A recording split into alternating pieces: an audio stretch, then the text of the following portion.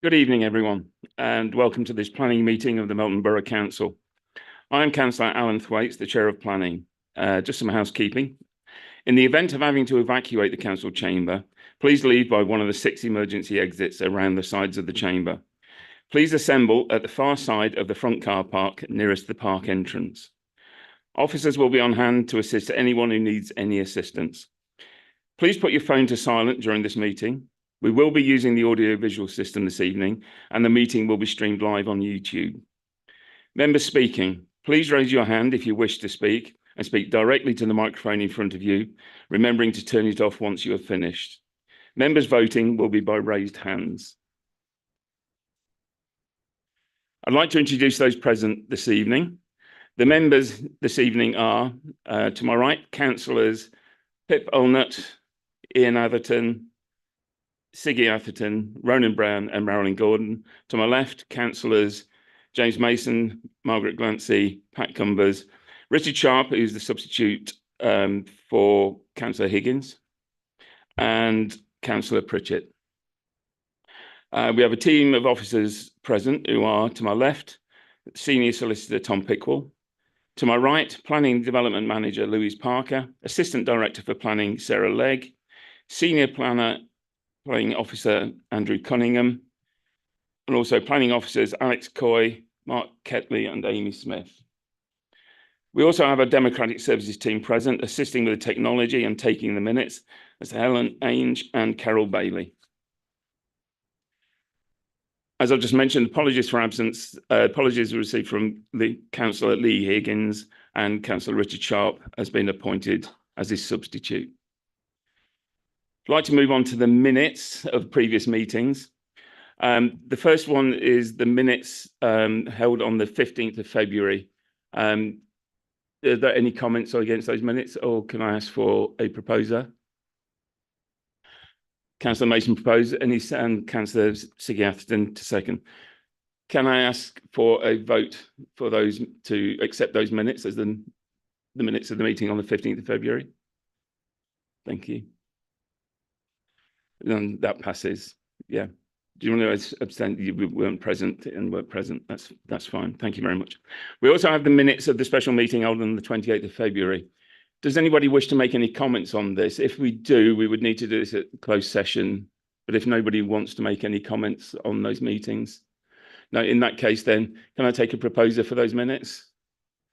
Councillor Glancy and Councillor Cumbers, second. Yeah. Can also take a vote on those minutes for those that were present. Again, it carries. Thank you very much.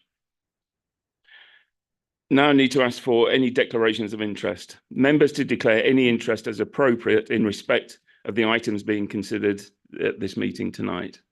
Does anybody wish to raise any? Councillor Olnett. I will mention that acting in my capacity as leader of the council, I have had conversations with officers and the deputy leader of the council, Margaret Glancy, with the Beaver Estate with respect to children's homes in terms of policy and other matters, and indeed discussed it with our Member of Parliament. Nevertheless, I will remain for the consideration of the application in front of us as a member of the committee. Thank you, that's fine. Councillor Brown? Yeah, item 4.4, I will leave the room at that point because I have been lobbying or asking for those works to be done, although how minor they are. You know, I have been for the last 2 years asking for the 3 works to be completed. So obviously I've made my mind up. Cheers, thank you. You're welcome. Any other? Councillor Glancy? My similar to Councillor Olnett, although I haven't lobbied the MP. Thank you. Any others? No. In that case, then I'd like to move on to the schedule of applications, and just in case, to let everybody know, the Castleview Road Easthorpe, if they weren't, they're here to listen to that one and didn't know that actually has been withdrawn from this evening. So if anybody didn't want to stay because that was the one they came for, just in case. Thank you. Okay, so we'll go back to the the applications as they've been put forward. And this is item 4.2, application 22/00063/FUL, land Castleview Road, Easthorpe. Sorry, it's been withdrawn. That's the one I just said. Yeah. Move on to application 21/01318/FUL, Ashby Folville Manor, Gadsby Lane, Ashby Folville. Just before we move on to the officer to talk about this one, we have had a note from Councillor Sharon Butcher, who is the portfolio for heritage and some other things I can't remember, but she's unfortunately unavailable today, but she asked if this letter could be read out in her absence as while she's on holiday.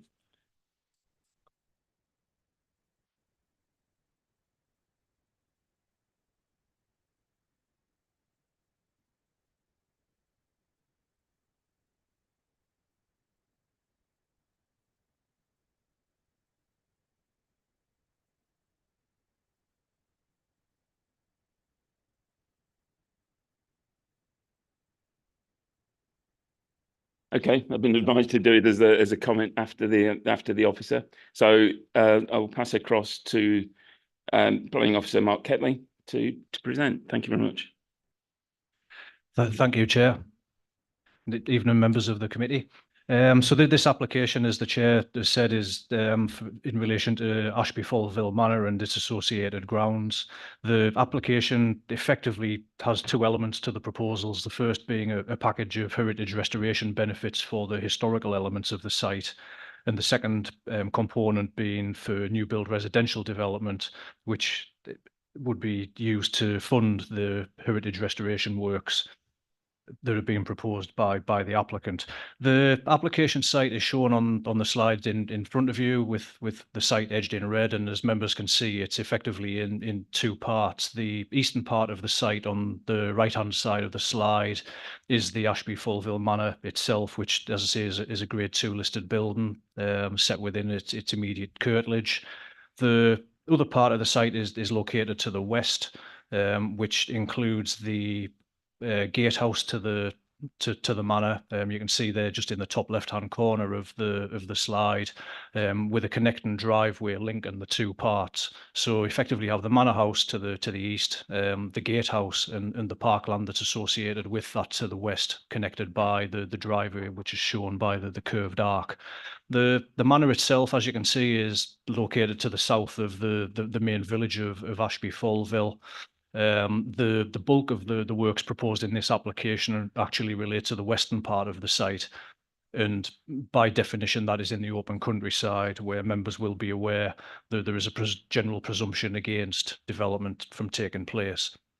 The site's accessed from Ashby Folville Road and Station Road in the location shown by the top arrow labelled current access. That is a modern or certainly more recent driveway entrance to the manor and the grounds that are associated with it. The original entrance and access to the site is immediately next to the lodge building, and part of this proposal is to reinstate that original access, which is labelled reinstated access on that slide. We just move on to the next slide, please. So as I say, there are a number of component parts to this application. If we touch on the heritage restoration aspects of the proposal first, they're summarised on this slide, and if we just run through each bullet point in turn, they would include or involve the partial demolition and remodelling of the lodge building to create what's referred to in the application as annex accommodation for the manor. The reinstatement of the original driveway and the gates to the manor, the reinstatement of parkland following the closure of the more recent driveway, the resurfacing of the driveway and hard standing area that immediately surrounds the manor house, the restoration of the bridge over the Gadsby Brook, and the enabling element of the proposal, as explained at the start, which is for the construction of 7 residential cottages. Next slide, please. So this plan shows the package of proposals that I referenced at the start of the presentation. And if we just move from west to east on this slide, I'll talk through each of the component parts in turn. So the gatehouse at the entrance to the site off Ashby Folville Road and Station Road would be partially demolished and then reinstated and remodelled with the application. That is shown by the leftmost arrow on that slide. In terms of the driveway arrangement, as I explained on the last slide, the northernmost driveway, which is shown there with a green line, that is a modern intervention in the site and not the original driveway to the manor house. So the proposal would be to close that and then reinstate it to parkland, which is shown on that slide with the second arrow. And then moving further along, the original driveway leading off Ashby Folville Road immediately to the north of the gatehouse and then heading in an easterly direction would be reinstated and resurfaced from the entrance point all the way through to the point where it enters the curtilage of the manor house, which is a section of around about half a mile. I will say at this point, we have become aware over the past fortnight of works to trees and tree removal that has taken place along the route of the proposed reinstated driveway. That's subject to an enforcement investigation by our colleagues at this point in time. However, having considered the tree felling works that have taken place following my own site visit this morning, what has become apparent is that it is mainly conifer planting that has been removed from the site. Conifer trees that were not part of the original driveway experience to the manor. They again were more recent additions to the site.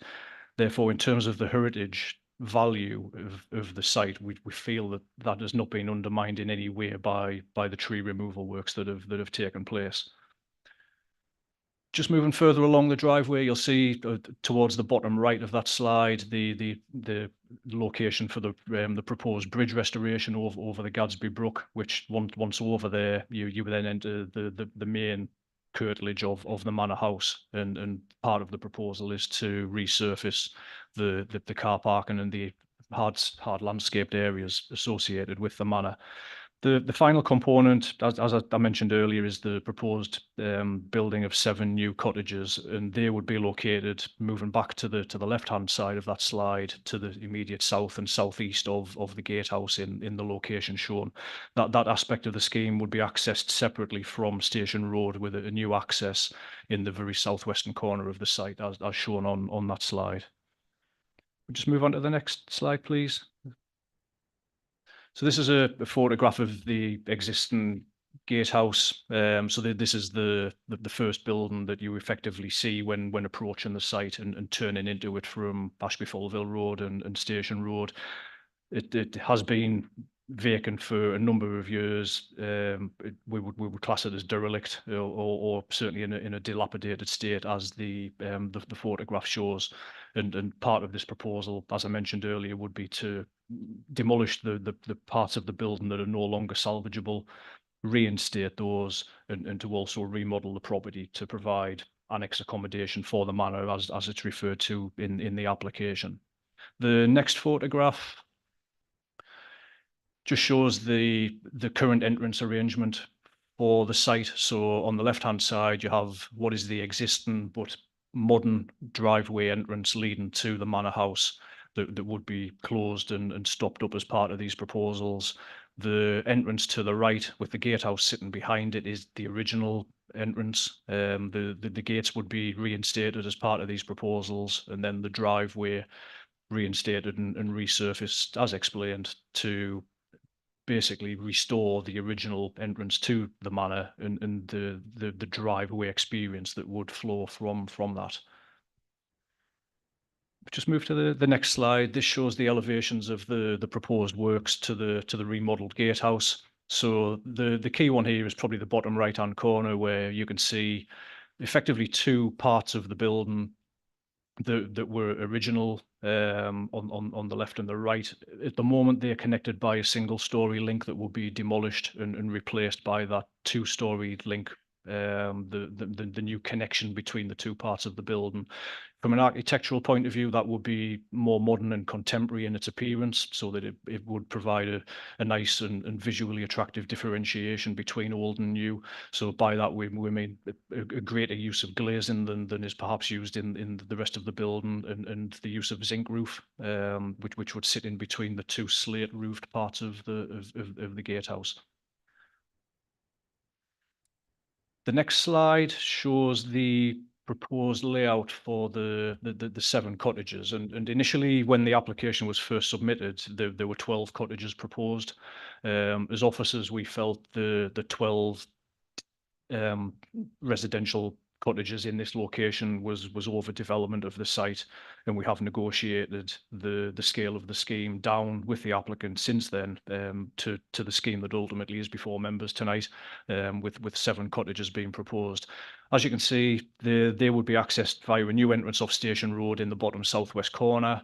The road would then arc around and provide a central route through this part of the site, with the cottages themselves being a terrace of cottages on the south side of that road, and then a row of detached garages on the north side.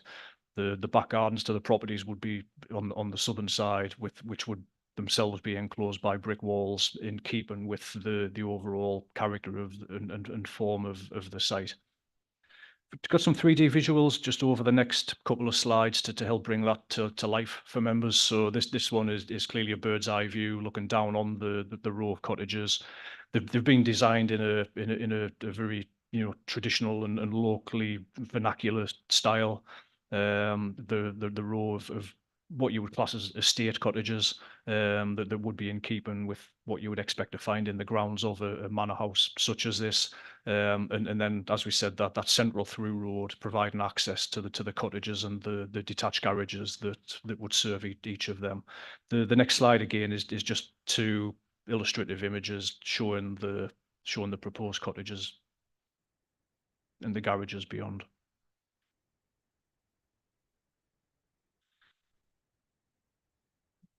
So if we just move to the next slide, please. This just sets out the summary of the main issues that are highlighted in the officer report. So the starting point, as members will be aware, is that from a policy point of view, the application site and the development would be located in the open countryside. Therefore, there is an inherent conflict with policies SS1, SS2, SS3 of the local plan and HB-E1 of the neighbourhood plan. However, in counterbalance to that, there are significant heritage restoration benefits to be derived from this scheme, and it is an opportunity to restore the manor grounds back to their former glory. National plan and policy allows for what's called enabling development, which is effectively the cross-funding of new build development to help fund heritage restoration works, and that is the platform or the basis on which this application has been presented by the applicant. Allowing an element in new build development in order to fund the restoration works, in our view, whilst finely balanced, it would outweigh the inherent policy conflicts with the local plan and the neighbourhood plan, as I've explained. Next slide, please. Viability information has been submitted by the applicant to demonstrate the need for the new build cottages to help financially sustain the proposed package of restoration benefits. That viability information has been independently reviewed by a local chartered surveying firm, and it has found that the proposal initially as 12 cottages would have only just washed its face in terms of covering the cost of the package of heritage works. The reduction of the scheme down to 7 cottages clearly has a knock-on effect on the viability of the scheme, and the consequence of that is that there is now a financial deficit insofar as the heritage works that are being proposed would cost more than what the value of the new cottages would achieve. That said, the applicant is committed to bridging that funding gap, and they have submitted a unilateral undertaking, which is a legal agreement as part of the application, which commits them to delivering the heritage works in their entirety upfront before any new build development takes place on the site. So Chair, it is a very finely balanced recommendation, and as officers we realise that, but our recommendation is that the application is approved subject to the matters and the conditions that are set out in the officer report. At that point, Chair, if I could just very quickly update members on one minor item. In the recommendation box on page 2 of the report, we've made it clear that the recommendation to approve the application is subject to, amongst other things, receiving an impact assessment and conservation payment certificate that is countersigned by Natural England. There's also a condition recommended at 10.9, which covers the same point. We would, however, Chair, prefer to have receipt of that document prior to any decision being released by ourselves. So therefore, we recommend that condition 10.9 is deleted, and that the recommendation remains as set out in the box on page 2. Thank you. Thank you very much, Mark. And I ask the members if any members have any questions from Mark for clarification over the report. Would anybody like to ask any questions? Sorry, Councillor Pritchard. Thank you very much. Thank you very much for your report, Mark. That was on my list, that one. Why? Why do you prefer not to issue a decision notice before you've had that report? It's mainly a, dare I say it, a security policy. Insofar as the receipt of that document, once countersigned by Natural England, is again a firm commitment on the applicant to deliver any ecological mitigation measures that are necessary as part of that certificate. We'd prefer to have sight of that prior to the decision being released, should members be minded to approve the application tonight rather than relying on a condition. And Chair, that is consistent with the approach taken on other applications in the recent past. Thank you. The next one on the list, bricks. What type of bricks are we going to be getting? And the bricks are not included in the materials at condition 10.3 on page 36.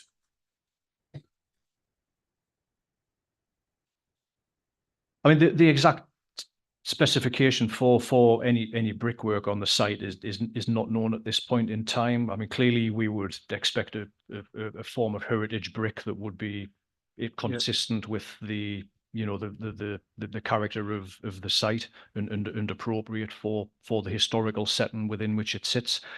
10.3 obviously, doesn't what you just said need to be in a condition? It certainly could be. Should members wish to exert control over that? Yeah. So the conservation officer and are in. Yeah. Thank you. Yeah. The next point is many of these developments by estates and other such organisations, I think they can look wonderful over time. One of the reasons some look wonderful is they haven't been altered.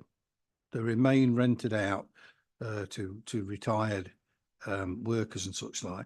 But when you start getting people putting a UPVC porch on and then somebody else puts an outside something or other on, you end up with a hodgepodge of stuff and it doesn't look quite good. If you wanted to actually protect the heritage look, can you not protect that these cottages stay as they are?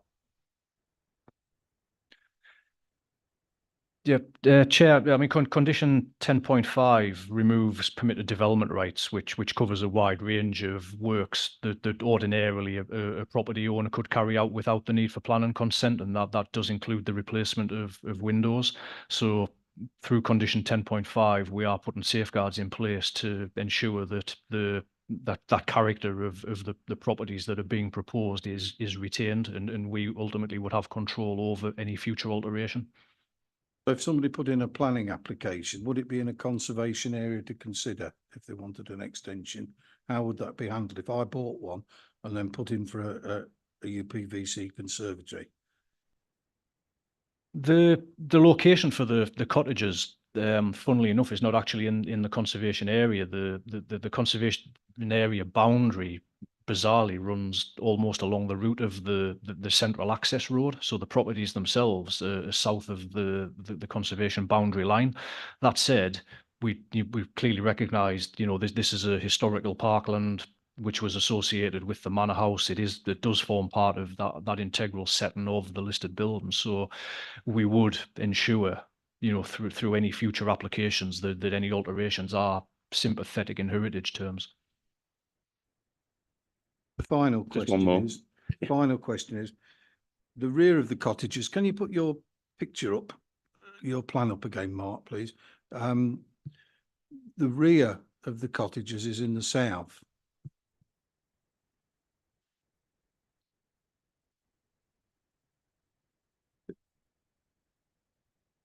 You know, if you go back to the other one, there was one with that's it.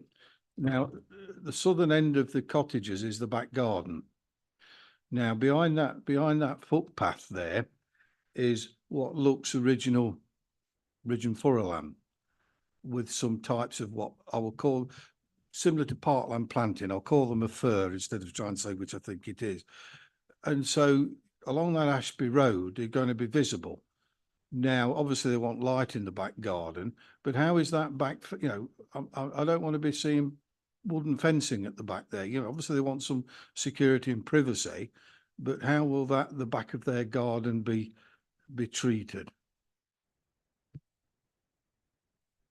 Yeah, Chair. Condition 10.6 requires the submission of details for both soft and hard landscaping across the site to be submitted to us and agreed before any works in that respect are undertaken, and within that includes details of all fencing and boundary treatments.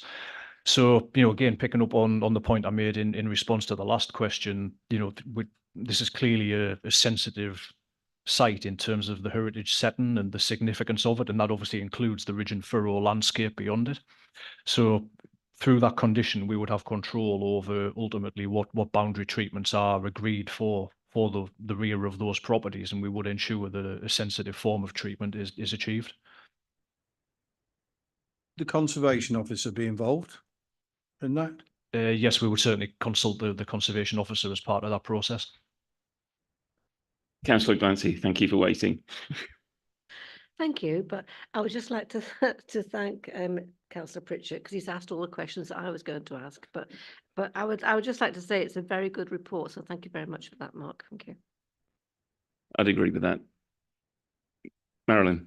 Yeah, I just want some clarification, that's all. It's on 10.9. I know you said to ignore it at the moment, but I just want to know if the copy of the applicant's impact assessment and conservation payment certificate for some unknown reason doesn't materialise, but we've made an agreement tonight for it to go forward, that we've made the decision, what happens then?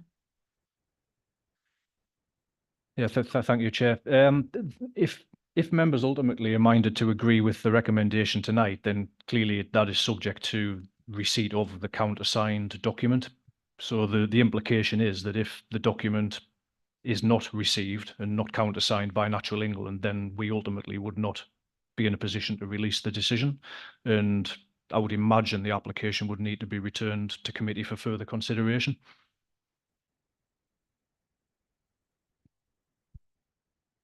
Councillor. Thanks, Mark.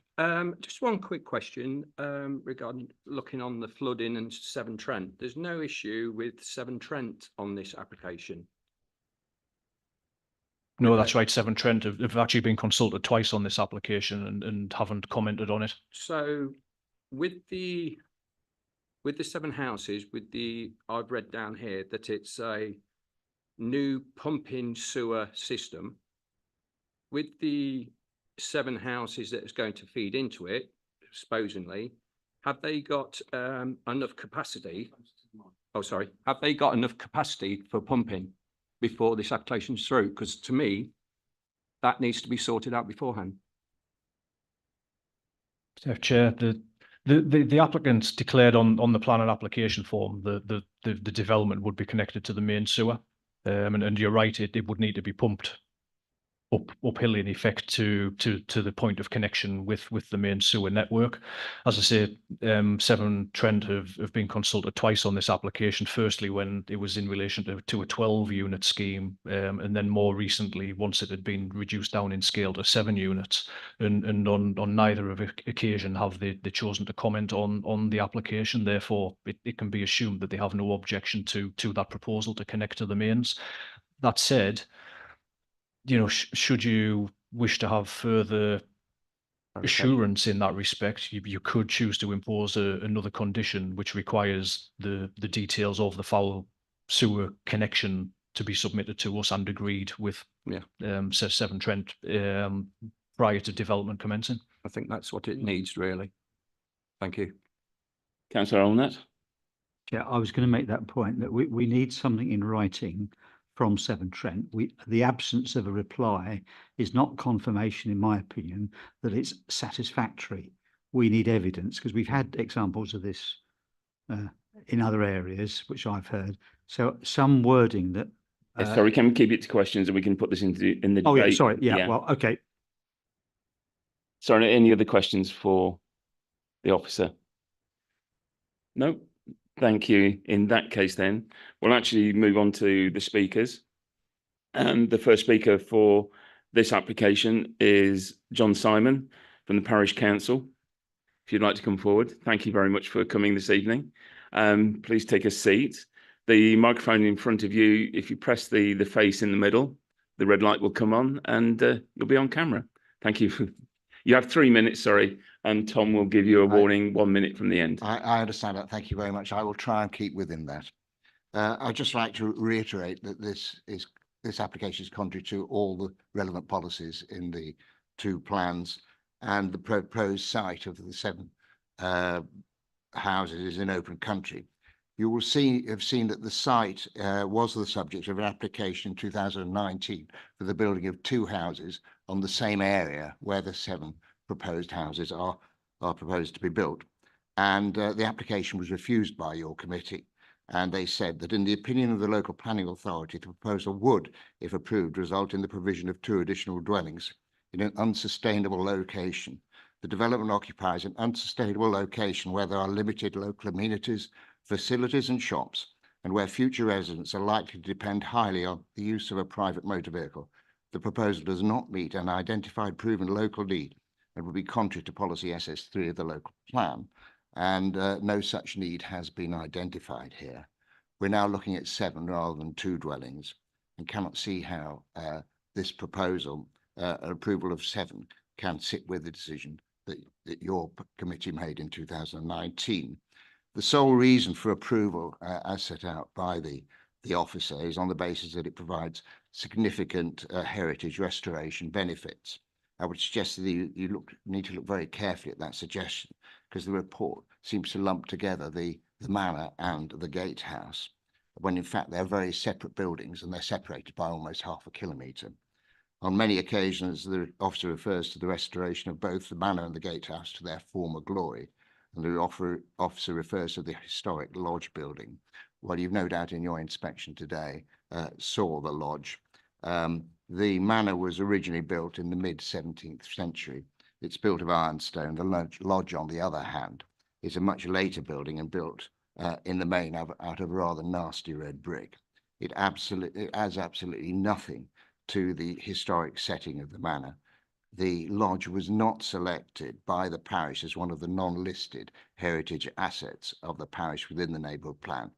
As I say, it sits nearly half a kilometre away from the manor, which itself is out of sight from the road.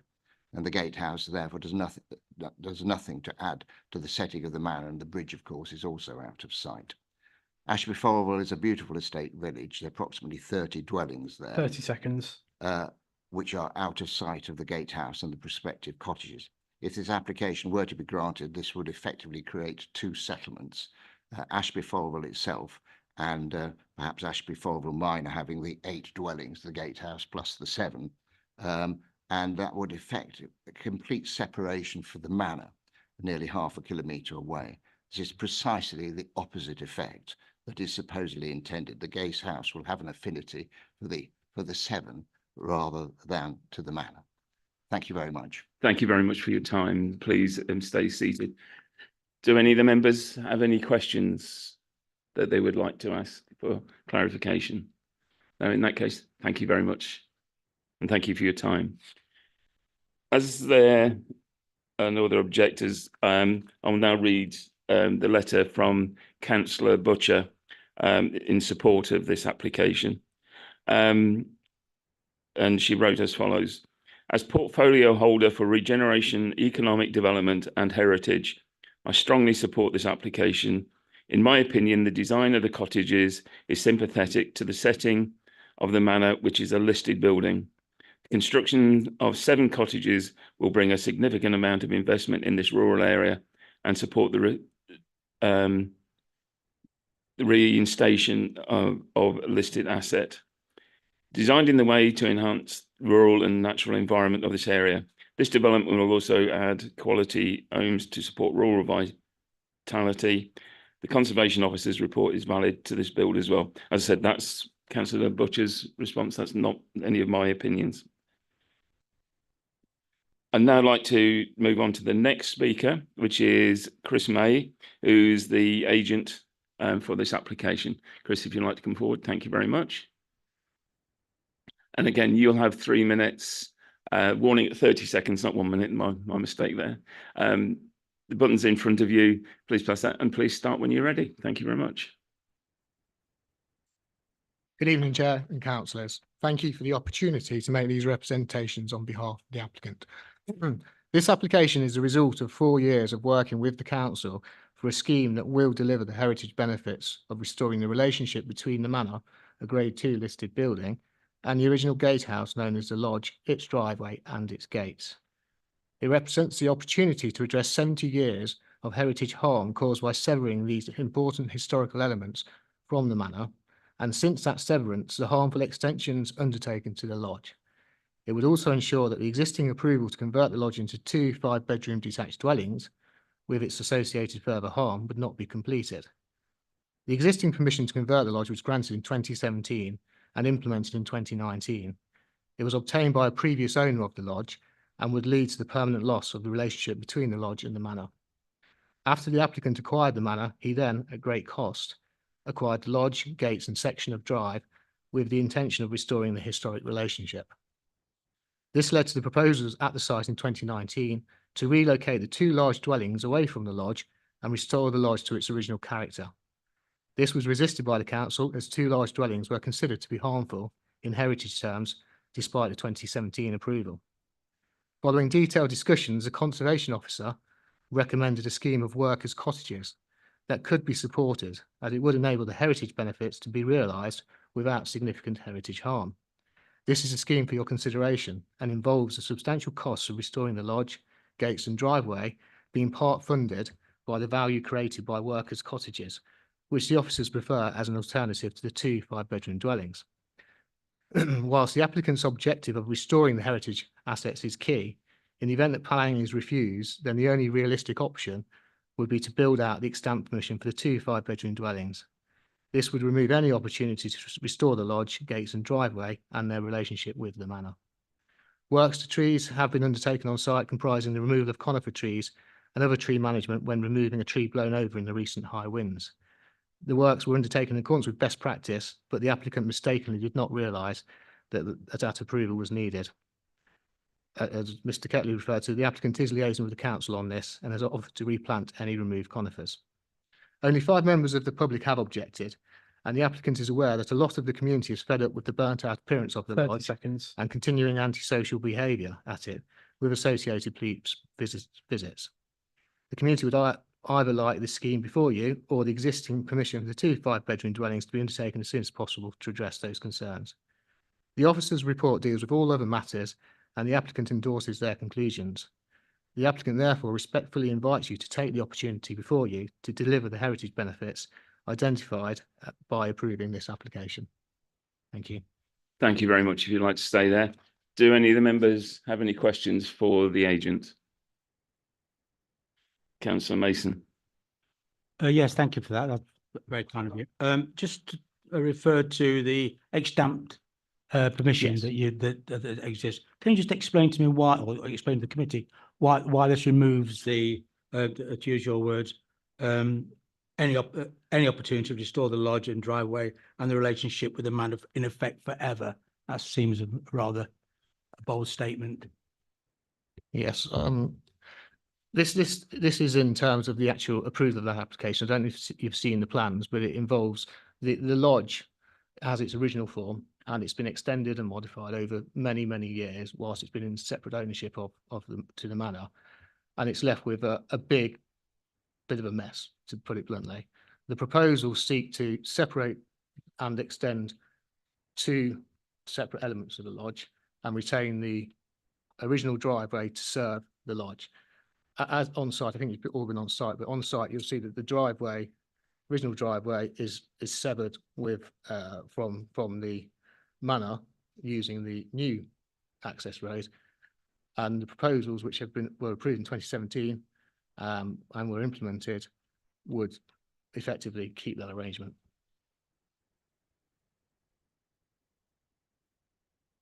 Can I follow up? If the extant permission were built out, would that create any surplus that may be fed into the manor for any refurbishment or any heritage improvements, do you think? I don't know the information before me.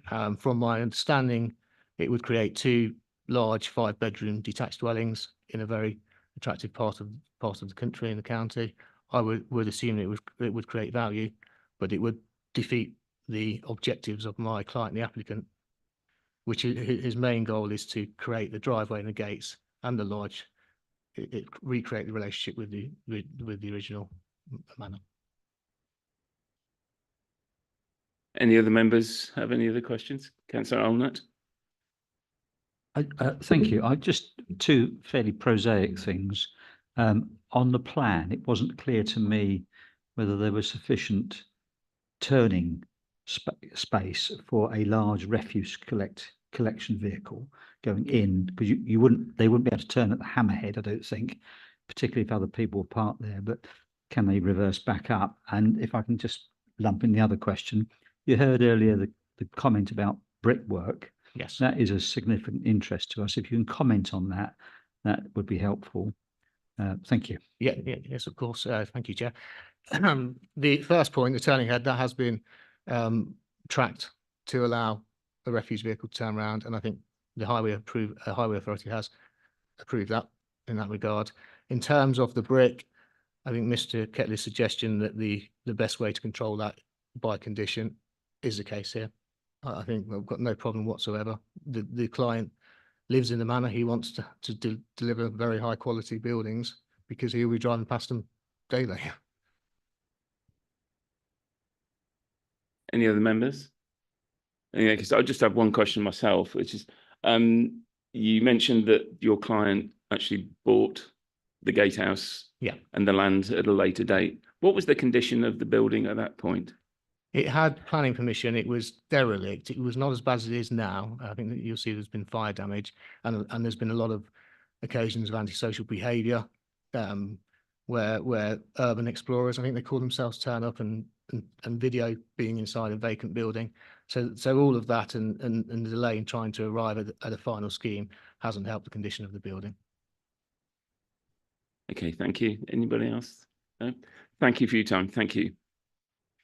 I'd like to call upon the final speaker on this application, which is Councillor Robert Child, the ward councillor. I don't feel I need to give you any instructions, councillor.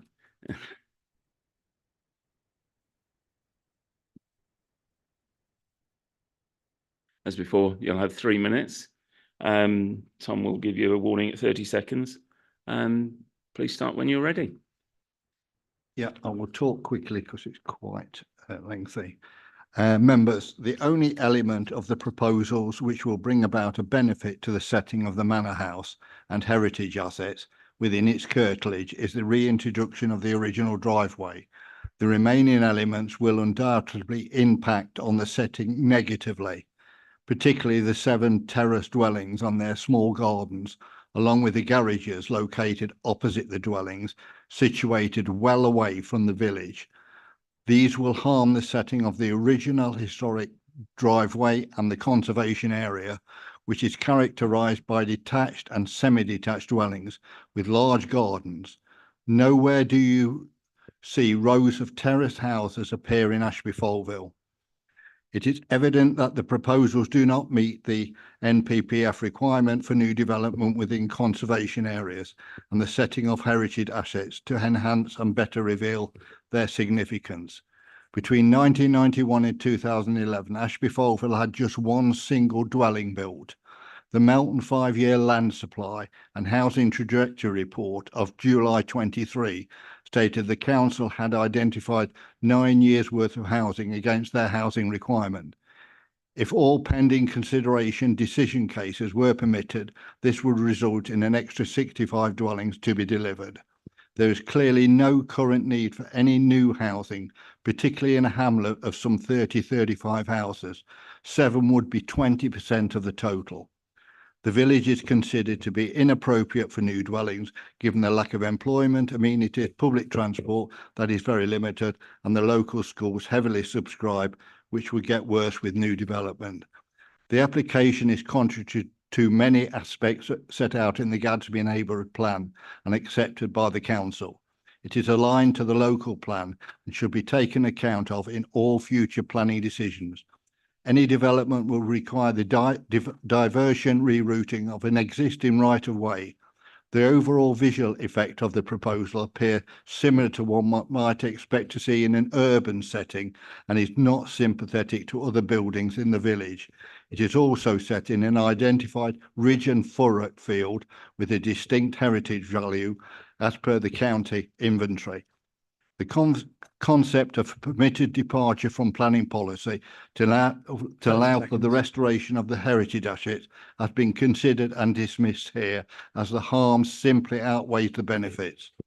In conclusion, the application for an unsustainable development which conflicts with local plan policies SS1, SS2 and SS3, and in turn policy HBE1 of the neighbourhood plan, which makes clear that development will be clearly controlled in line with local strategic planning policies as set out in the local plan and should not be consented.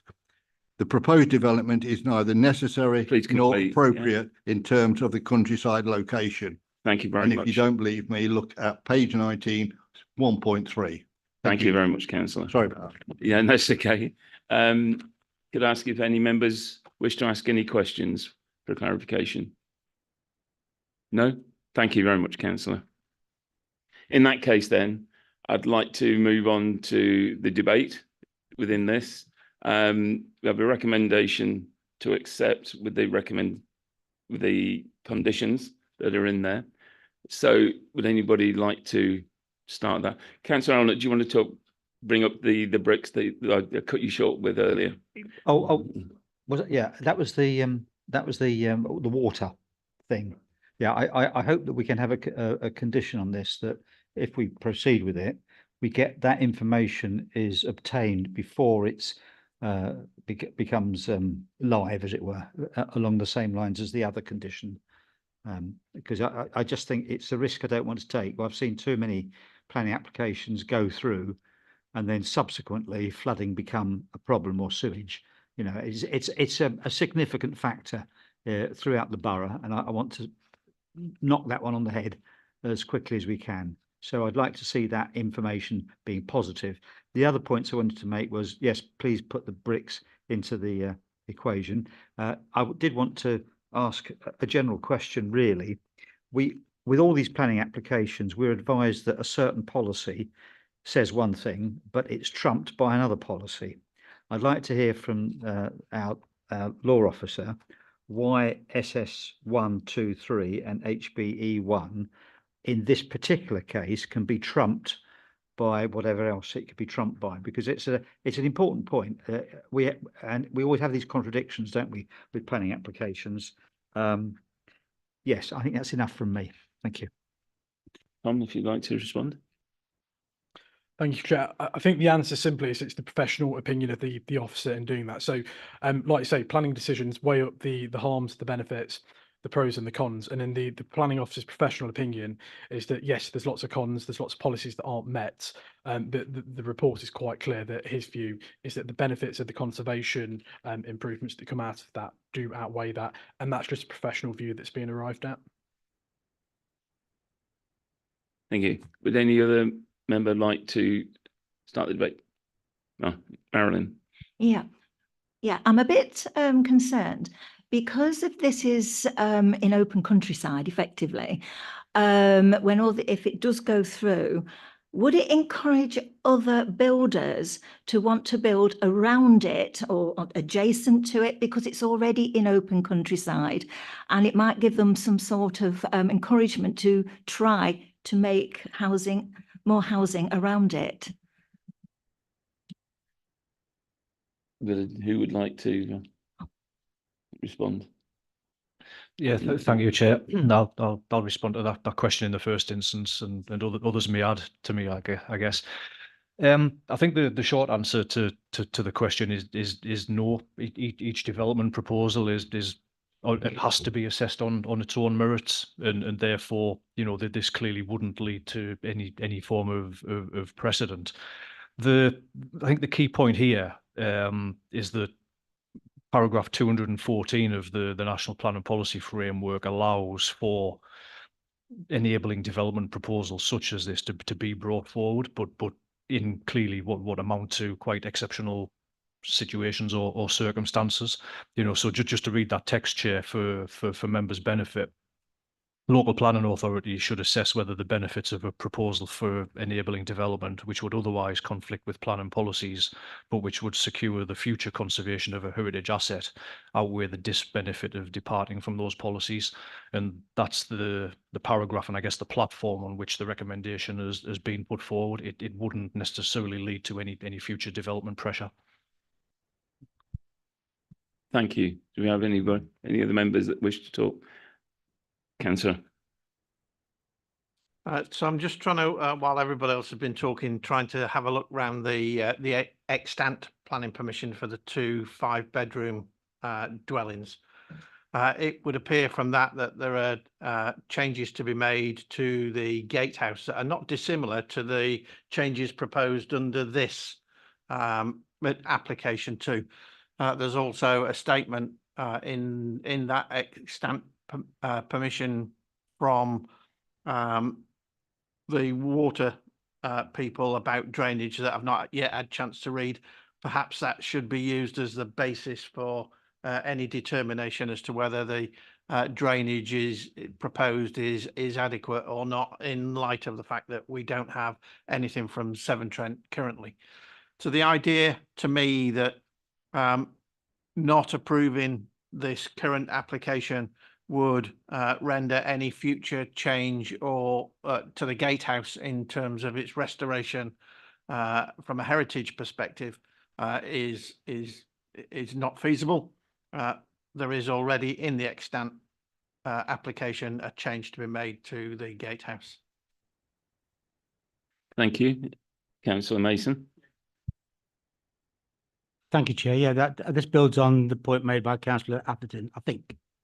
But just to rehearse some of the issues that have been brought forward, the Ashby Folville is a rural settlement, and we all know around the planning committee table that Melton is awash with rural settlements. They are the smallest element, and we guard them very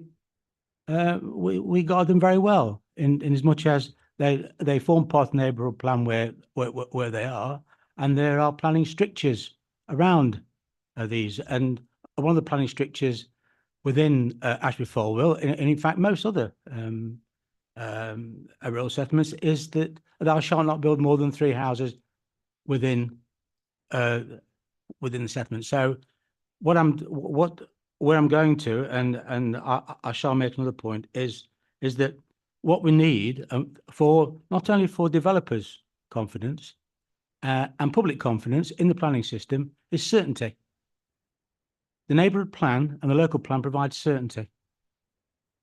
And I believe that this certainty is absolutely paramount in the way that we conduct the business of planning in Melton.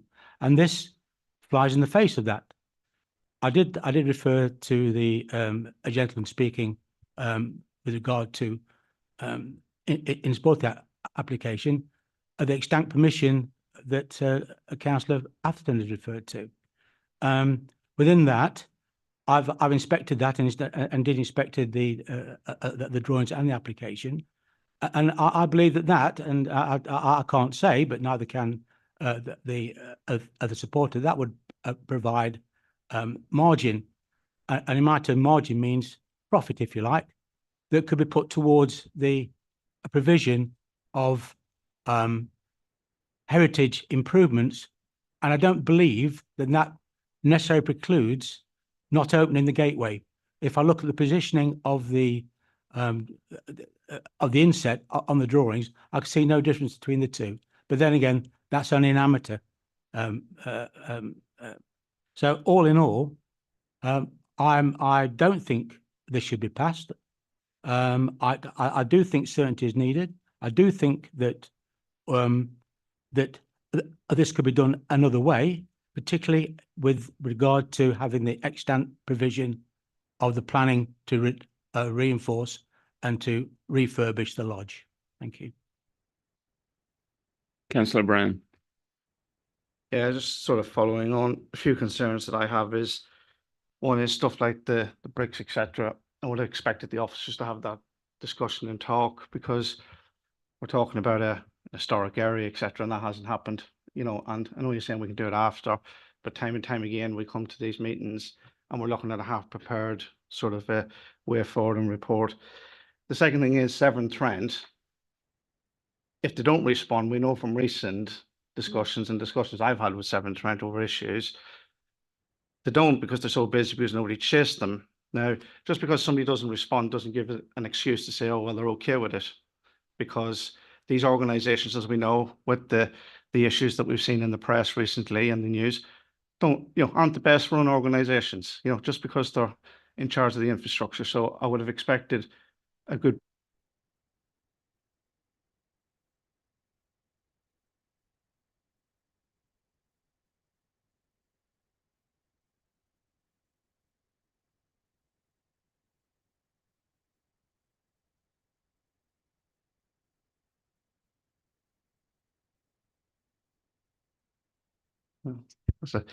Okay, yeah, and that's one thing. The other thing is the minor points is the issues with the regional borough, the fact it's detached from the village.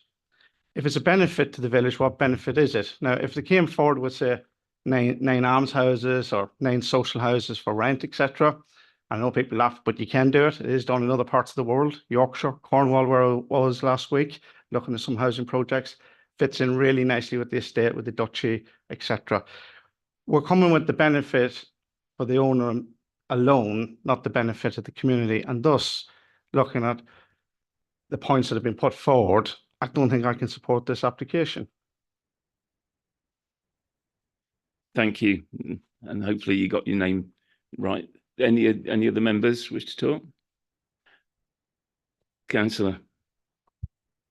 So I've just been doing a little bit more digging on the sewage letter, just so that everybody's on the same page. It's a letter dated the 18th of October 2019, prepared by PRP UK Limited, and their recommendation for foul drainage was to install a small package treatment station and discharge the resultant clean water into the ditch alongside the northern boundary.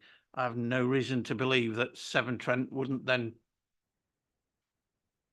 kind of match that. Okay, thank you. Any other comments? I mean, I'd just like to make one myself, just to promote some more debate.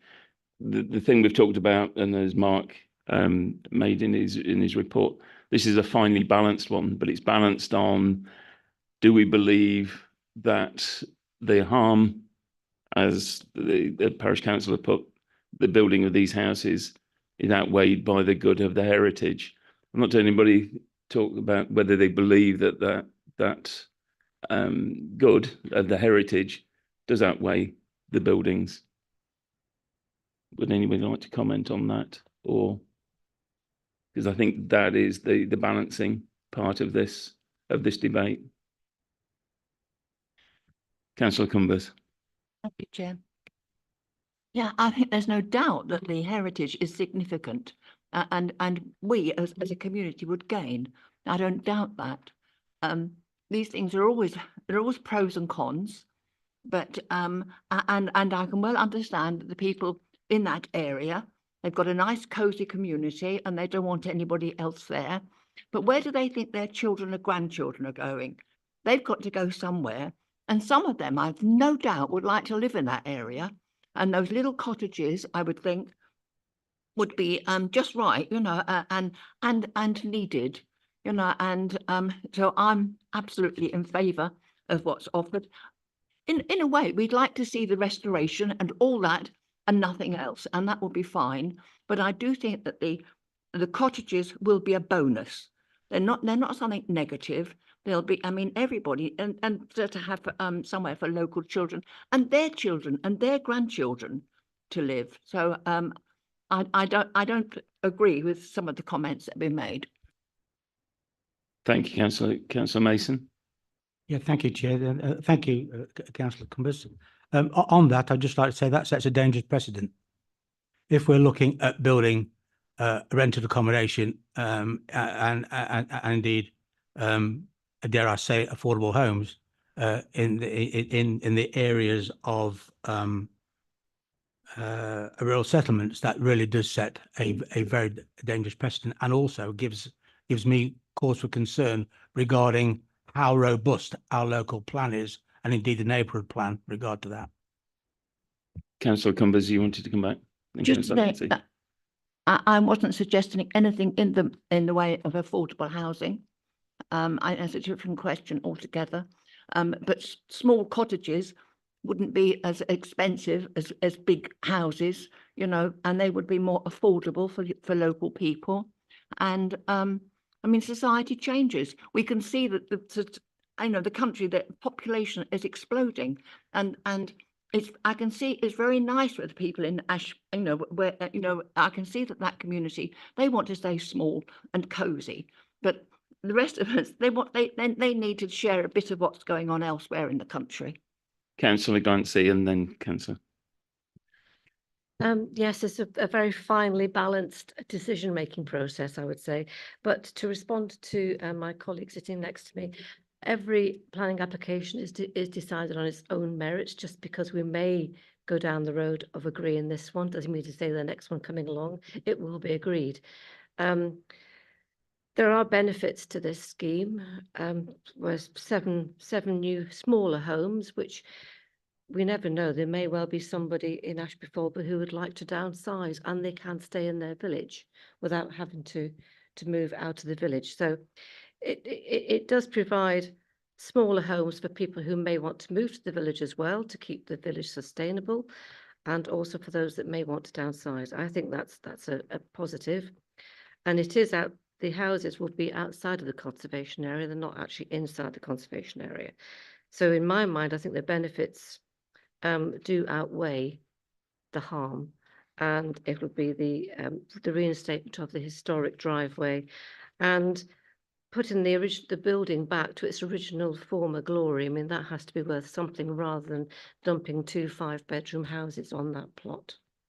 So to me, I think this does secure the future of the heritage asset. And I understand all the arguments against it, but we want to preserve our heritage, and we need homes for younger families, smaller families, to keep the generations going in the areas that they may want to live.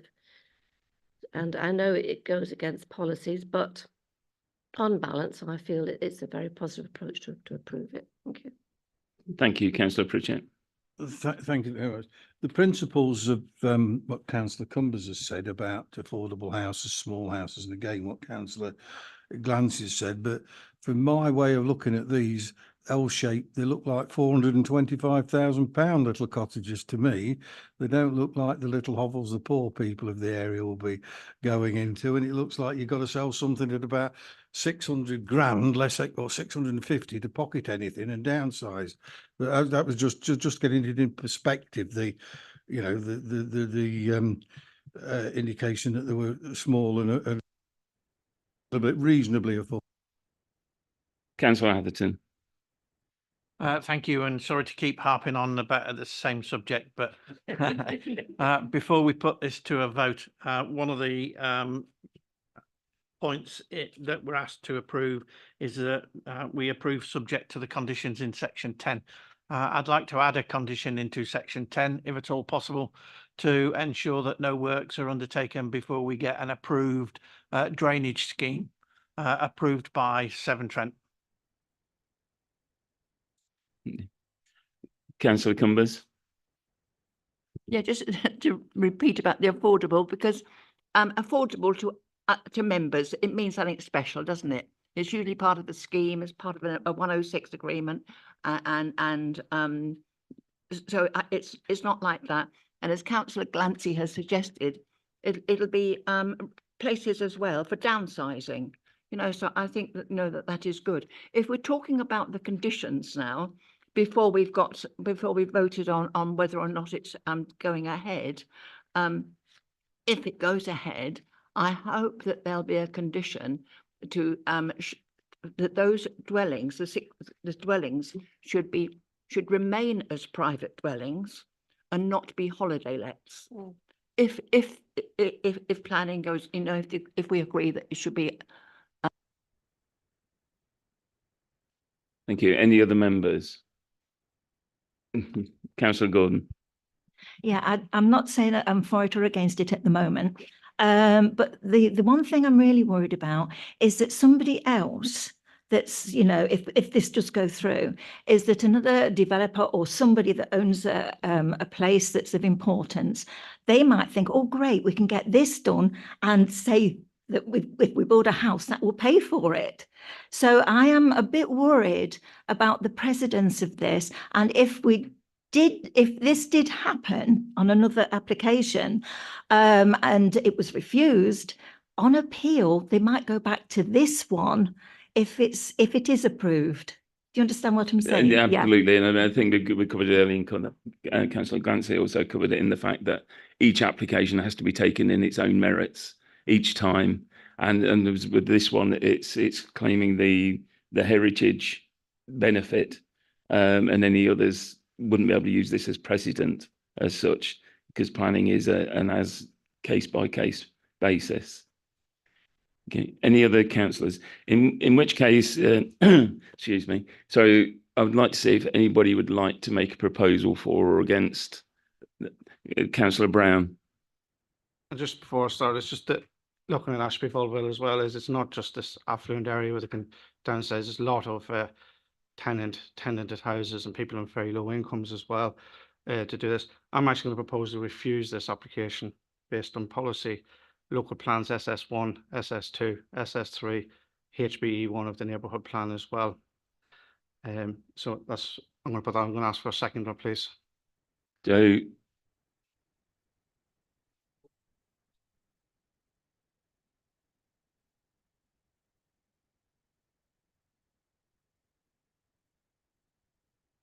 sorry, Tom, do you want to say that again?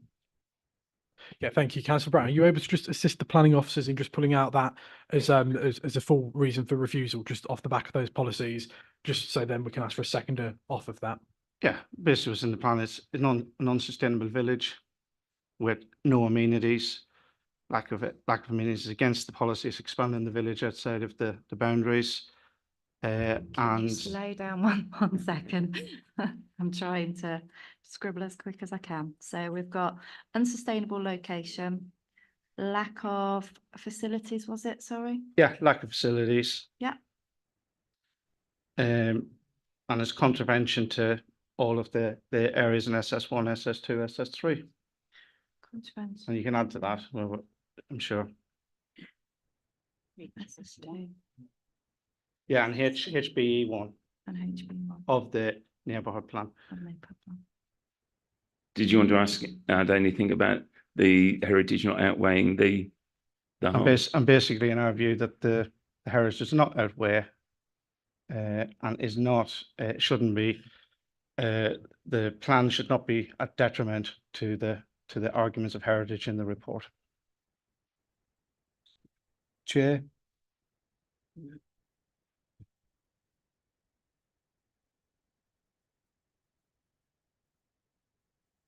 Councillor Pritchett, if you're not going to second, I need to go to the seconder first. well, there's a policy missing if Councillor Brown would allow me to. HBE 3 windfall sites. It doesn't comply with the neighbourhood plan windfall site, which relates, obviously puts flesh on the bones of the local plan site, and it says that nevertheless, in the context of the policy of SS3 of the local plan, windfall development is anticipated to be of up to about 5 dwellings for Gadsby and up to 3 dwellings for Barsby and Ashby Folville. Is that relevant, Councillor Brown? You're agreement with that, Councillor Brown? Yeah, I'm agreeing with that. That's, yeah, thanks for pointing that out, Councillor Pritchett. Thank you. Thank you. Well done. In that case, then can I ask for a seconder?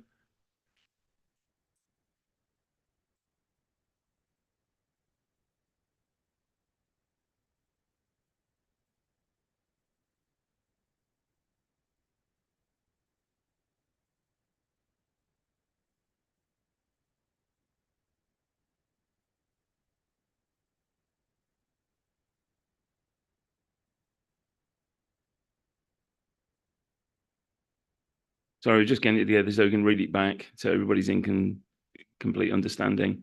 And then we'll look for a seconder, which, yeah.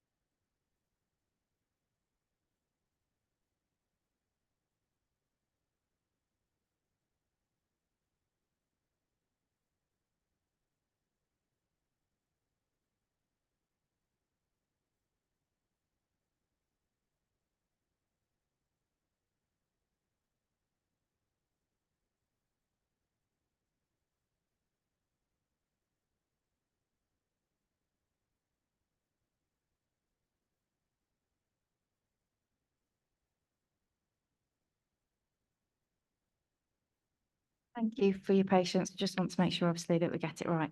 So Councillor Brown, if I can just run this past you. Our wording we've come up with, in the opinion of the local planning authority, the proposal would, if approved, result in the provision of 7 additional dwellings in an unsustainable location.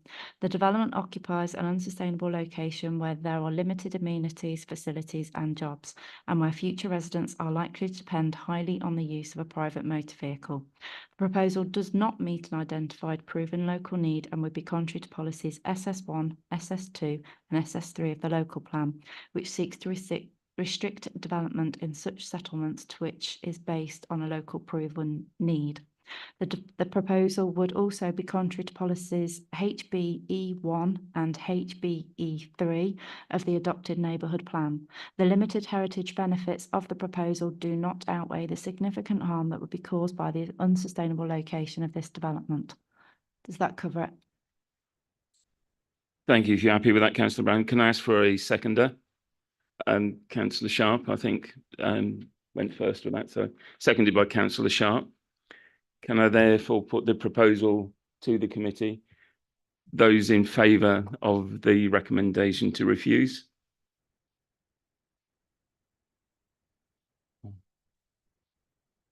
Yeah. Those against? And abstain. Therefore, the application is refused. Thank you for your time on that one. Councillor Gancy and Councillor Cumbers wish to have their vote recorded. Thank you. Due to the next application may take a little while, I'm suggesting that we may take a 5-minute break.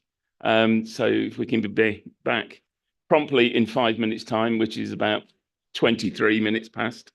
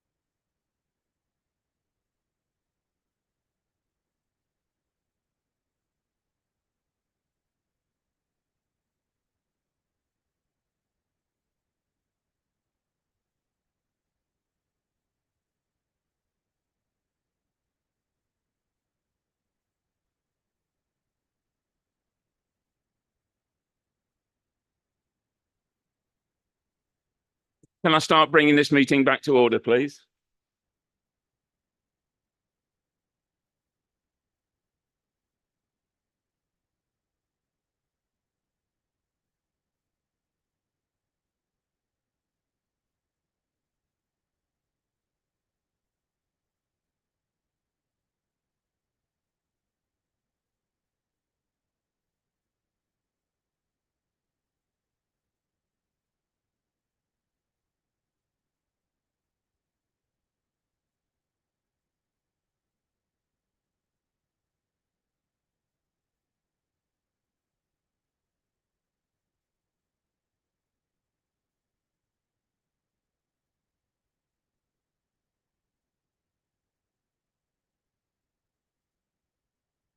We'll resume in 1 minute.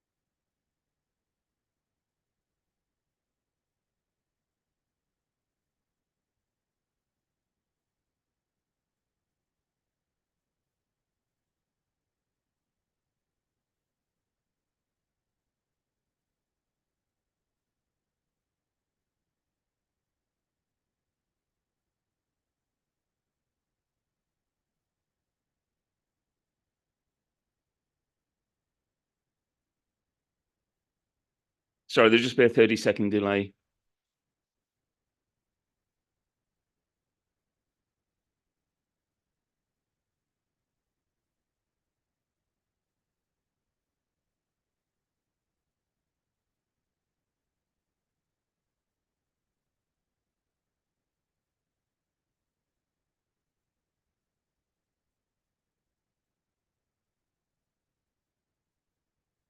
Okay, I'd like to call this meeting back to order.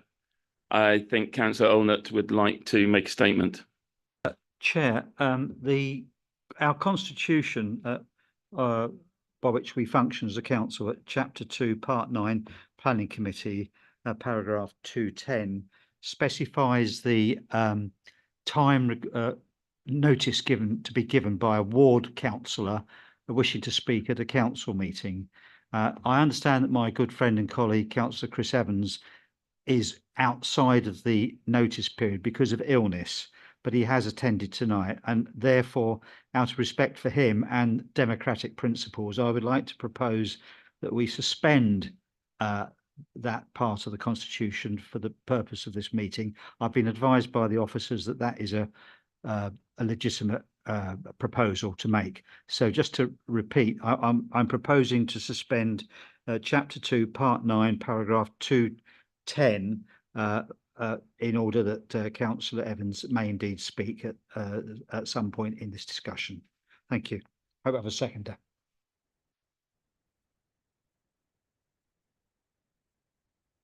Do we have a seconder for that, Councillor Brown? Yeah, I'm happy to second. Tom, if you'd just like to actually clarify the procedure on that. Thank you, Chair. Yes, in accordance with Section 6 of the General Meeting Procedure Rules, 6.1 states, Part 7, 7.1 states that all of these rules may be suspended by motion on notice or without notice if at least one half of the whole number of members of the meeting are present. So a member can put forward such a motion. It's been seconded, and now you'll need to go to vote on that. So in that case, Councillor, can I please put that motion to the vote? Those in favour of the motion?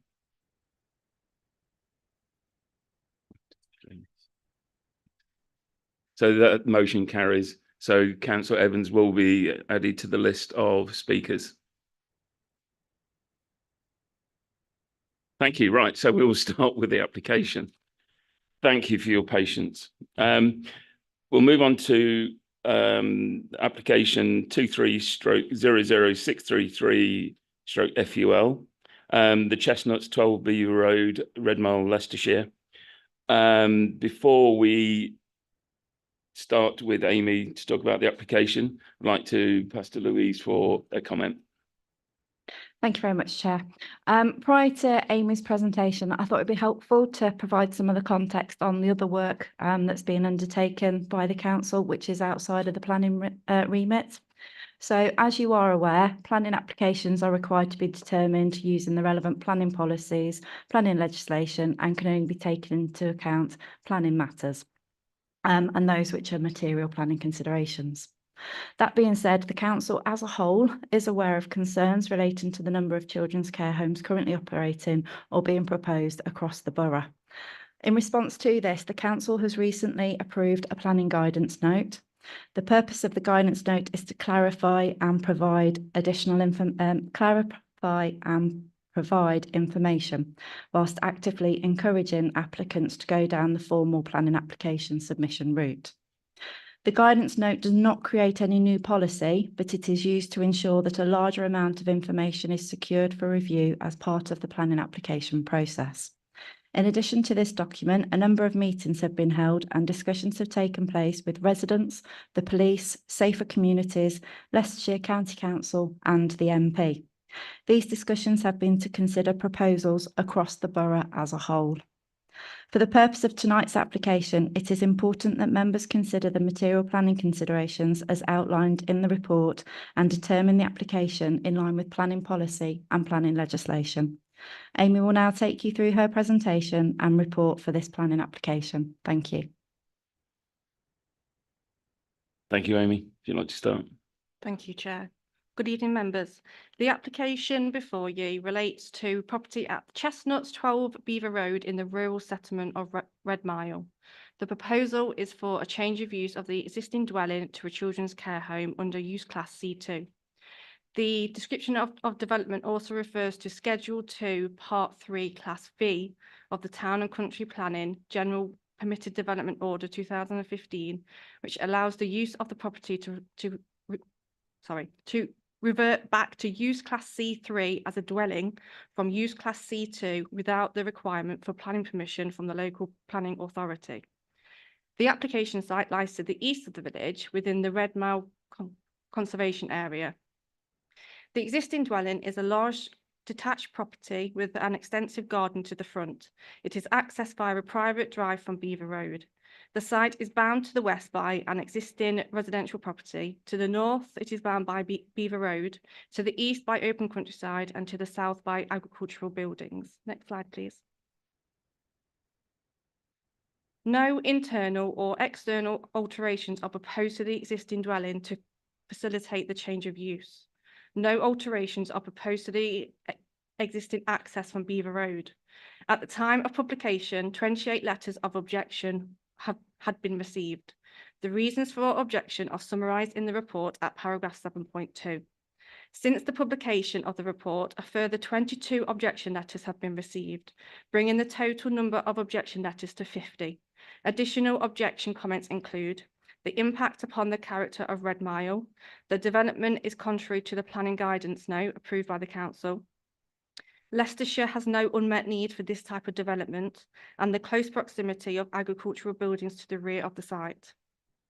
The impact of the character of the settlement is discussed at pages 65 and 66 of the agenda report. There is no policy requirement within the Melton local plan for the applicant to demonstrate need. Since publication of the officer's report, a comment has also been received from the strategic lead for transformation and change at Leicestershire County Council, neither supporting nor opposing the proposal. They have advised that they would welcome a conversation with the provider about the specific needs of the local population. Next slide, please. The applicant has submitted a parking plan shown on the screen at the moment, which indicates off-street parking provision for 6 vehicles. The parking arrangements would be secured by planning condition. Next slide, please. In the assessment of the application, the material planning considerations are the principle of development, the character of the settlement, including the conservation area, the amenity of neighbours, highway safety and parking. Antisocial behaviour is not considered as a material planning matter as set out at paragraph 7.9 of the officer's report. Instances shall be handled by the relevant authorities outside of the planning arena. Furthermore, public opinion of the operator of the proposed use is not a planning consideration. Next slide, please. To summarise the officer's report, it is considered that the proposed material change of use of the existing dwelling to use class C2 is acceptable in principle. No physical alterations are proposed, therefore the proposal would maintain the domestic nature of the property, and it is considered that there would be a neutral impact to the character of the settlement. The appearance of the proposal would be in keeping with the surrounding area. Planning conditions are recommended to reduce the activity of the site, ensuring the proposal is operated in accordance with the submitted details, to include no more than 2 children, and to secure the off-street parking for 6 vehicles at the site. As such, it is considered that there would be no unacceptable impact upon the amenity of neighbouring residential properties and would reduce the possibility of the proposal leading to on-street parking problems. The application is therefore recommended for approval, subject to the conditions set out within the report.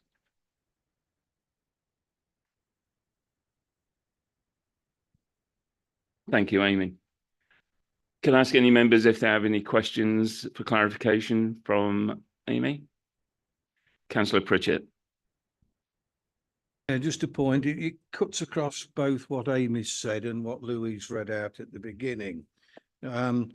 It is true that certain aspects of behaviour and individual events may well not be outside the planning system, but the actual relationship to behaviour, events, services locally to support children is relevant to this application. And we cannot sit here and just bin a whole load of issues and not relate it to the key wording in the cabinet briefing, which is giving current policy about appropriate location. Is this a question for clarification? Yeah, so what I'm just saying is, I don't think it's as straightforward as trying to say it's outside of the question. The other question I've got to ask you. What was the question on the first part? Well, the first part of the question was more of a statement that I don't. That's right. I just want questions for the clarification, please. So the other issue is you've got, you read out something from the director of the council that welcomed a conversation about local needs. So is that on the portal? Yes, it was Yeah. received. I don't know the specific date, but it was received in the last week or so. Yeah. Right. Well, shouldn't we be going through that discussion before we decide where we're having the children's homes? It just doesn't seem to me a logical sequence of events, that's all. I'm not sure what the answer to that question can be. The statement arrived when it arrived. Yeah, I think the point there is that it's opening up discussions with other parties for the borough-wide considerations. So we need to look at this application in its own right, and also remember that going forward, taking on board other parties and having those discussions going forward. Councillor Olnett? It's a simple question. Is it a material consideration to consider whether or not there is an unmet need for these type of homes locally? Is it a material planning consideration? Yes or no? Would any of the officers like to answer? Amy? So the Melton local plan does not require a demonstration of local need. Else, the county council have not provided any information stating that they also require a demonstration of local need at this time. Councillor Brown? Yeah, could we just go back to the director? Could you just explain who was the director who made the comment? And working in this sector, I do know that you do a lot of pre-planning around the need. And we bear in mind that the children placed don't have to come from the local area. They're often taken in from outside areas due to demand. Okay, so could we just go back and just check who the officer was and what the role is, please? Just so I'm clear, because I do know I do probably will be aware of the position and the title of the person. So the name on the representation was Nikki Collins, and they work at the county council and they are strategic lead for transformation and change. Yeah, I'm aware of the person. So was there any attempt to have a conversation with the county council about the need and the location to this? Because looking at the need, the welfare and the safeguarding of the children to lead up to whether it's relevant to be turned into a children's home may not be relevant. I know the solicitor's going to come in and try and stop me talking, but it may not be relevant but it is important to the debate, because there's other subsequent things come if the county council feel that they can't cope, or it might raise a safeguarding issue, etc. Is the question, is there a policy for need? Has the county council said that there's a need in Red Mile for this, or what has been said? How have we come to determination that it's a good idea to change this to this, and not just the fact that somebody says it's good for their business? That's basically what I'm saying. If I can take that one, Ken. So that we don't require a need in the Melton local plan. Leicestershire County Council have also said that they don't have a need stipulated. You touched on safeguarding, and safeguarding is an Ofsted licensing issue rather than something that falls within the planning remit. I'm aware of that, but everything joins up together. If you create something that's going to cause an issue, it needs to be considered. Yeah, that's all I'm saying is that. So basically, the county council aren't saying that there is a need. Yeah, for children. Shall we come back to this in the debate? Yeah. But equally, then, yeah. I just want to be clear. I should say equally, they're not saying that there isn't a need. They're silent on the matter. That goes back to the previous point when we were talking about Severn Trent saying they didn't comment. I'm trying to just be really clear on the matter of facts and not muddying the waters, basically. That's all. So basically, they haven't said there is a need. That's what I'm saying. Yeah. Okay. Thank you. Councillor? So in the documents on the portal, there's a response from Leicestershire Police, which doesn't seem to be referenced in the report, and there are no conditions, as far as I can see, that mandate compliance or otherwise with the recommendations made by the police in their report. Was there any particular reason for that, or have I missed it in the briefing pack? Tom's pointing out 7.1.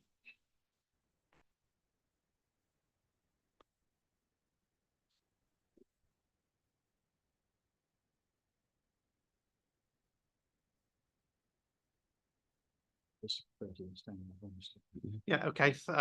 Thanks for that. I did kind of miss that in reading, but there's no condition placed anywhere on compliance with or requirement to comply with the recommendations made in the response from the police. Is that something we're able to?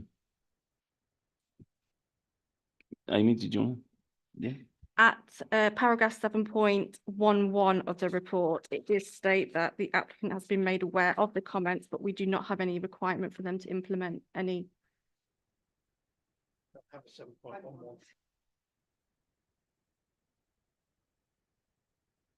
7.11? Page 63?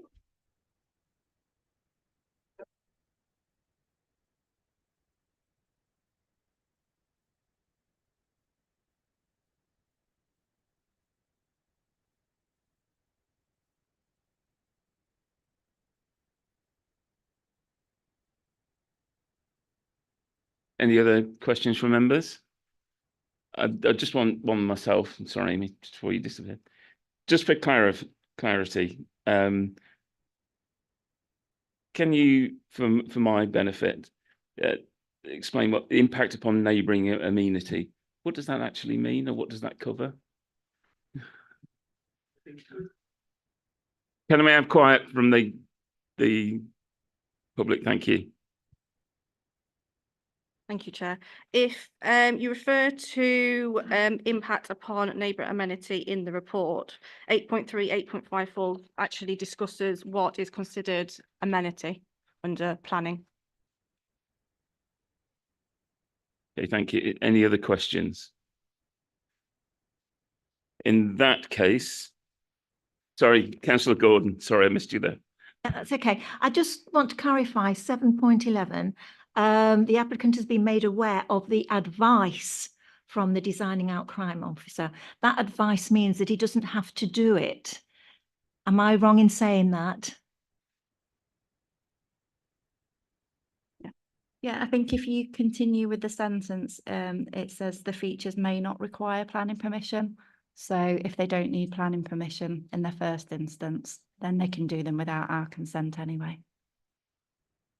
Yeah, what I mean is because it's advice, even though they don't have to do it, with planning permission. I mean, they don't require planning permission, but it also is suggesting that they don't have to follow the advice.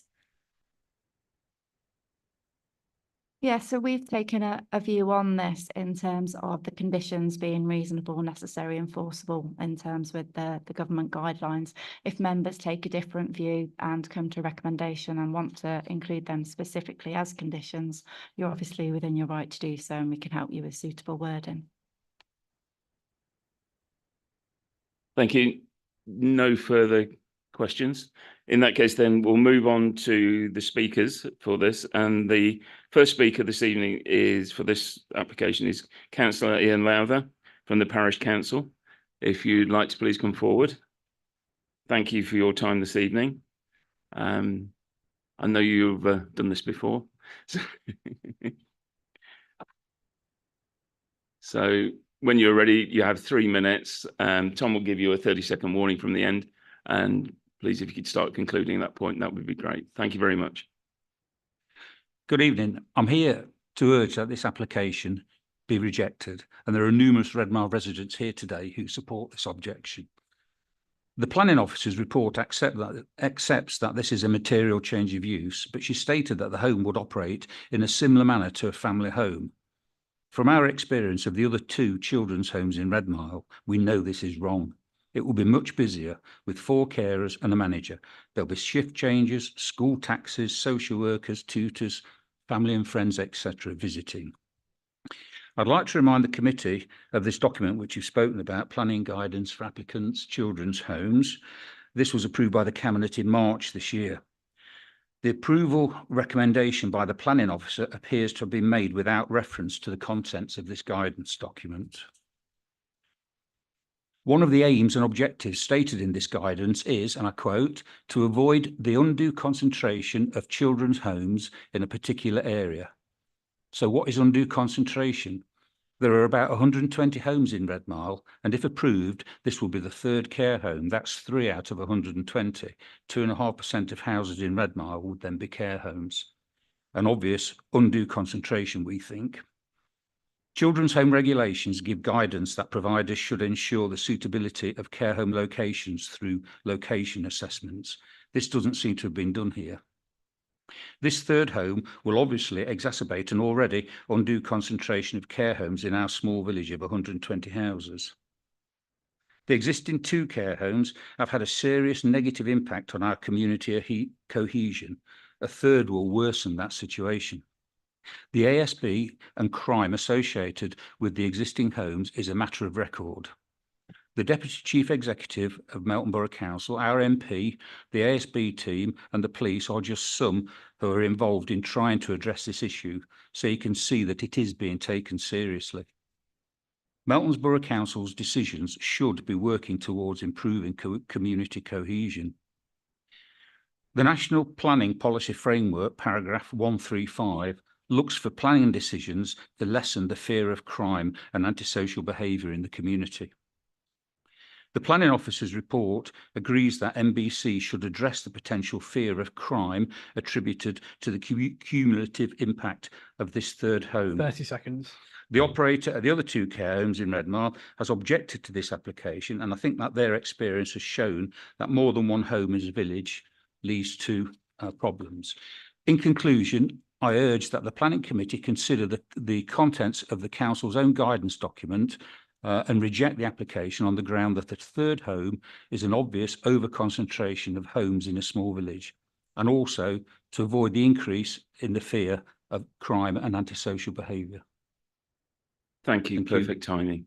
If you'd like to stay there for a moment to see if there's any questions from any of the members. I'm not saying it looks like you've got away. Oh, sorry, Councillor Mason. I'm sorry about that, not to release you. Can I just ask, and if I need to prove that I do read all the plethora of emails that I get, there was one comment on it which said that a disturbance, shall we say, increased when each home discovered the other home. There was that seemed to be a key trigger for a lot of disturbance within Redmile. Would you like to bring that out a little more for me, please? Yeah, when the first home came to Redmile, there was some low-level antisocial behaviour. But then when the second one opened, we had a lot more antisocial behaviour. We had arson in our public park with one of the pieces of equipment being set fire to. We've had doors kicked in. We've had cars damaged. 7 windscreens, I think, went in one night. We've had lots and lots of other criminal damage caused, along with the public order offences.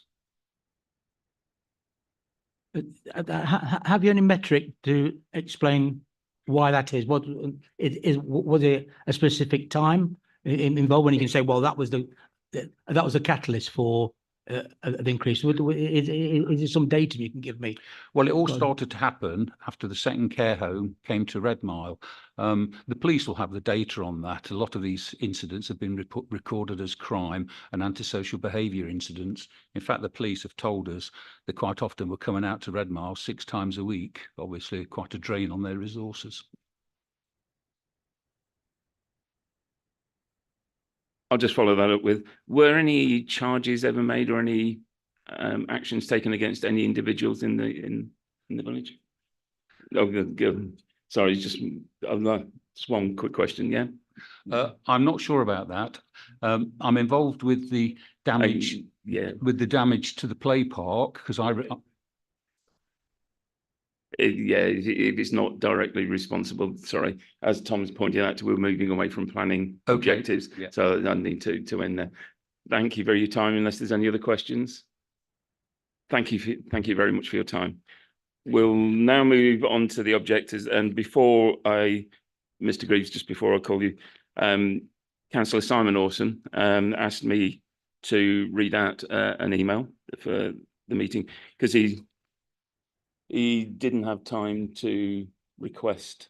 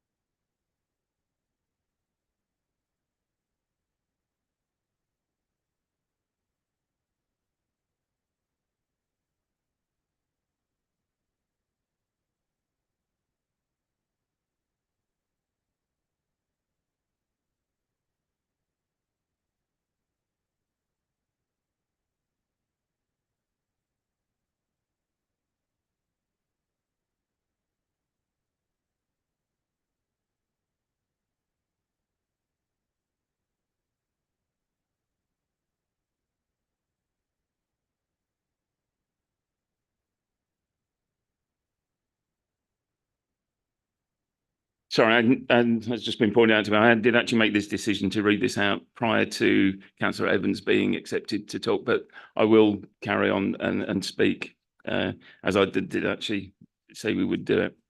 So giving permission to this care home would open the floodgates, as it is evident that Beaver Estate are going down this route of many. We will see more applications in the future. There's already a major antisocial behaviour issue within Redmile, directly related to the current homes, with police attending village nearly on a daily basis. Putting inner city children into a village which has next to no amenities or services is not appropriate and is most probably an attributing factor to the antisocial behaviour. As we already have an antisocial behaviour issue within Redmile, the committee approving another care home would add to the issue. Paragraph 135 of the NPPF clearly states that planning decisions should be made that don't undermine the quality of life or community cohesion and resilience.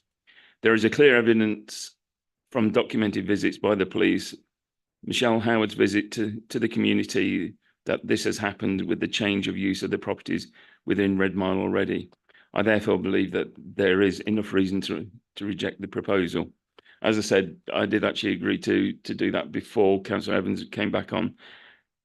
So apologies for that. That breaks out a slight procedure. I'd now like to call upon Mr. Greaves, Jim Greaves, as the next talker. Thank you very much.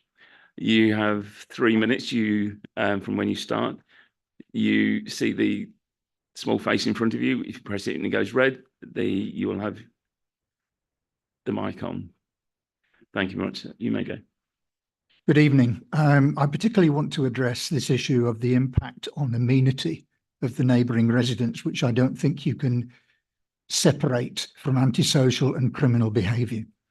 I live in Redmile, close to the village's care home, second care home, Evergreen House. Staff and children from this home, as well as those from the first care home, Overfields, have called countless issues over the last 2 years or more. The key issues, although there are many others, have been car parking, antisocial and criminal behaviour, and verbal abuse of residents, both adults and children. First, the parking.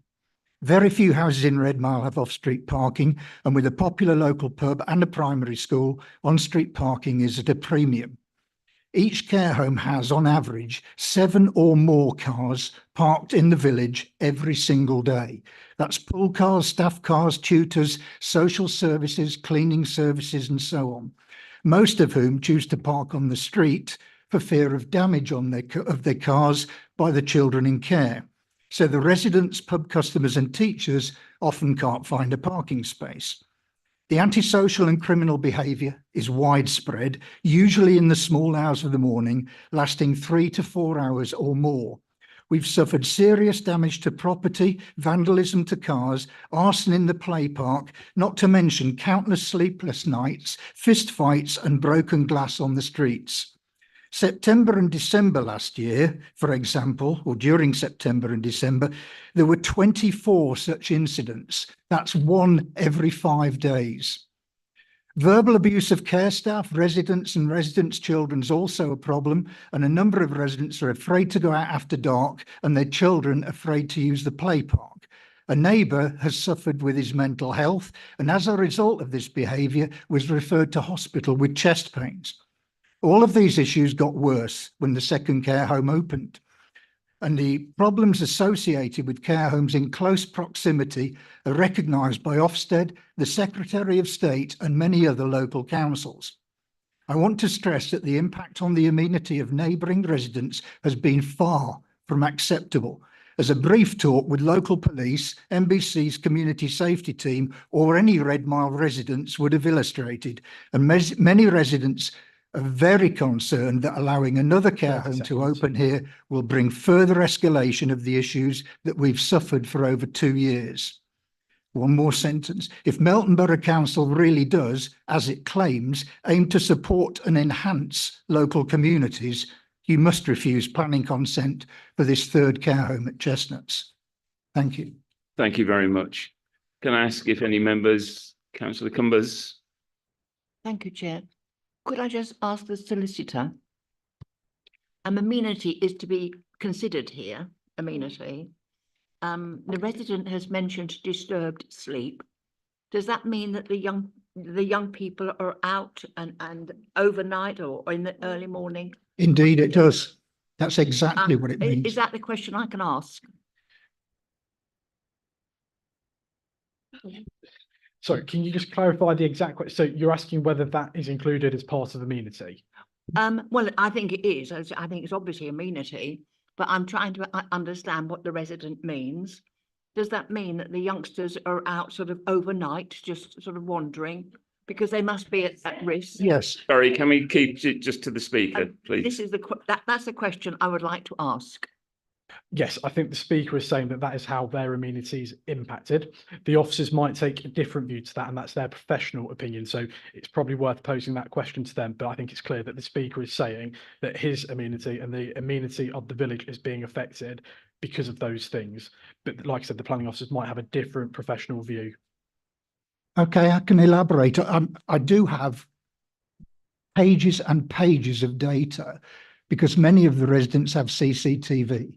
And we can capture that.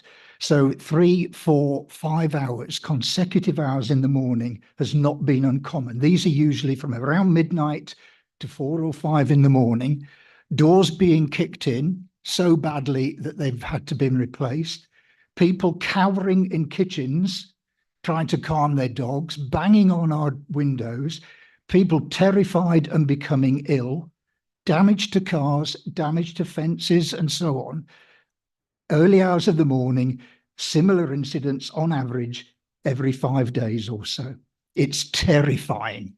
And if that is one of the definitions of amenity is being able to enjoy your own home. And it includes noise disturbance. So you cannot separate antisocial behaviour, criminal behaviour from amenity. That's just not right. Thank you. Sorry, can I just... Louise, did you, or Sarah? Sarah? Thank you, Chair. Sorry, excuse me. So the officer has gone some way to address how we deal with residential amenity in terms of the planning system. And that is at paragraph 8.5.3 of your report onwards, which is page 66 into 67 and 68 of your report pack. Residential amenity is not defined in law, and it considers the elements that are particularly relevant to the living conditions of a dwelling. It has a significant and valuable impact on the way in which people use their homes. The health and well-being of residents is often directly related to the level of residential amenity occupants can enjoy. And when assessing how a development proposal may impact on the existing amenity of an area and living conditions of nearby occupiers, the following issues are significant. So that's privacy, overbearing effects, natural light and outlook, and environmental effects. Amy's gone on to discuss at paragraph 8.5.9, so just moving slightly further on in the report. Clearly that the residents of Redmile have raised concerns regarding the potential for an increase of antisocial behaviour associated with the proposed use of the dwelling as a children's care home. It would be unreasonable to consider that crime and antisocial behaviour are an inherent part of the character of children's care homes. Instances of antisocial behaviour in the settlement cannot be attributed to future occupants of the proposed development, and if nuisance and antisocial behaviour should occur, the instances shall be handled by the appropriate authorities, which is outside of the planning arena, including but not limited to the Melton Borough Council Safer Communities and Leicestershire Police. Thank you, Chair. Yes, if you brief, yeah, please. I don't see how this is contributing to the health and well-being of the residents. I've got no idea what overbearing effects No, are. you can only answer the questions if you disagree with any of the facts there. Yes, I disagree with it. All of it. It's Okay. nonsense. Yeah. Okay, sorry. Councillor Gordon was the next. Yeah, is there any evidence of the staff trying to resolve this issue? Is there any evidence at all? No, sorry, we can't. That's a different company, different people. We can't bring that into this respect. Councillor Atherton and So I've got a couple of points from the National Planning Policy Framework. are they questions for I the suspect speaker? that's for debate later on rather Yeah, than so now. leave it for debate. Was Councillor Cumbers? I still don't quite understand, about it being okay for those youngsters to be out early hours of the morning. I don't. Can we put this into the debate? Rather, it's not a question for this speaker. Yeah. Do we have any more questions for this particular speaker? No. Thank you, Mr. Greaves. Thank you for your time. I'd then like to call upon Jill Palmer and Melanie Dougal, who are representing the applicant. Yes, that's okay. Yeah. You have 3 minutes between you, yeah. And at the end, please stay there for any questions. You'll find the little red face at the bottom. Press that, that's correct. So please start when you're ready. Good evening, my name is Jill Palmer. I'm the CEO of Esland, the applicant for the Chestnuts planning application in Redmile. Thank you for the opportunity to speak. Esland is one of the country's leading providers of specialist residential childcare, education and therapeutic services for vulnerable young people between the ages of 8 and 17 who have experienced trauma and significant unrest in their lives. Our purpose is to change children's lives for the better, and we have a proud track record of providing small homes which offer our young people safety, security and stability in a nurturing and caring family environment. All of our children have no less than one-to-one staffing at all times. We are committed to helping our young people overcome their difficult starts in life, and I passionately believe that these children deserve support to help them to thrive into adulthood. Safety and safeguarding is at the heart of what we do, and every decision we take regarding our young people, where they live or in the number of staff required to care for them, has at the front and centre. One of my key priorities since being CEO is to take a more proactive role in developing relationships with the neighbourhoods of our care homes. The same will be true for Chestnuts. We hope that our high standard track record and overall approach to care will help to reassure the residents of Redmile. My colleague Mel is here to tell you a little bit more about how we operate our homes on a daily basis. Hi, my name's Melanie. I'm the Operations Director at Esland Care, and I'll be involved with the day-to-day management of the Chestnuts. I've got 21 years experience working in children's residential care. Our homes are of a really high quality with ample areas of private amenity space for the young people and off-road parking. They're well maintained and we do not overfill our homes. The home at Chestnuts will only house 2 young people. We're happy to accept a condition to that effect. As at all our Esland homes, the children are carefully matched to the property, to the environment, and to each other to ensure that the best outcomes are achieved. Something we are determined to do is also consider the other children's homes within the village and ensure that we're not placing young people that are likely to gravitate towards other young people. Because safeguarding is so important, staffing levels are carefully considered.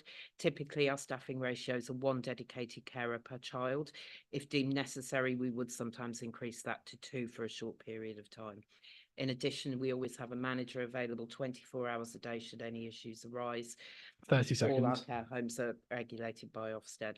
It's intended that the Chestnuts will operate as closely to that of a normal family home as possible and will positively integrate within the local community.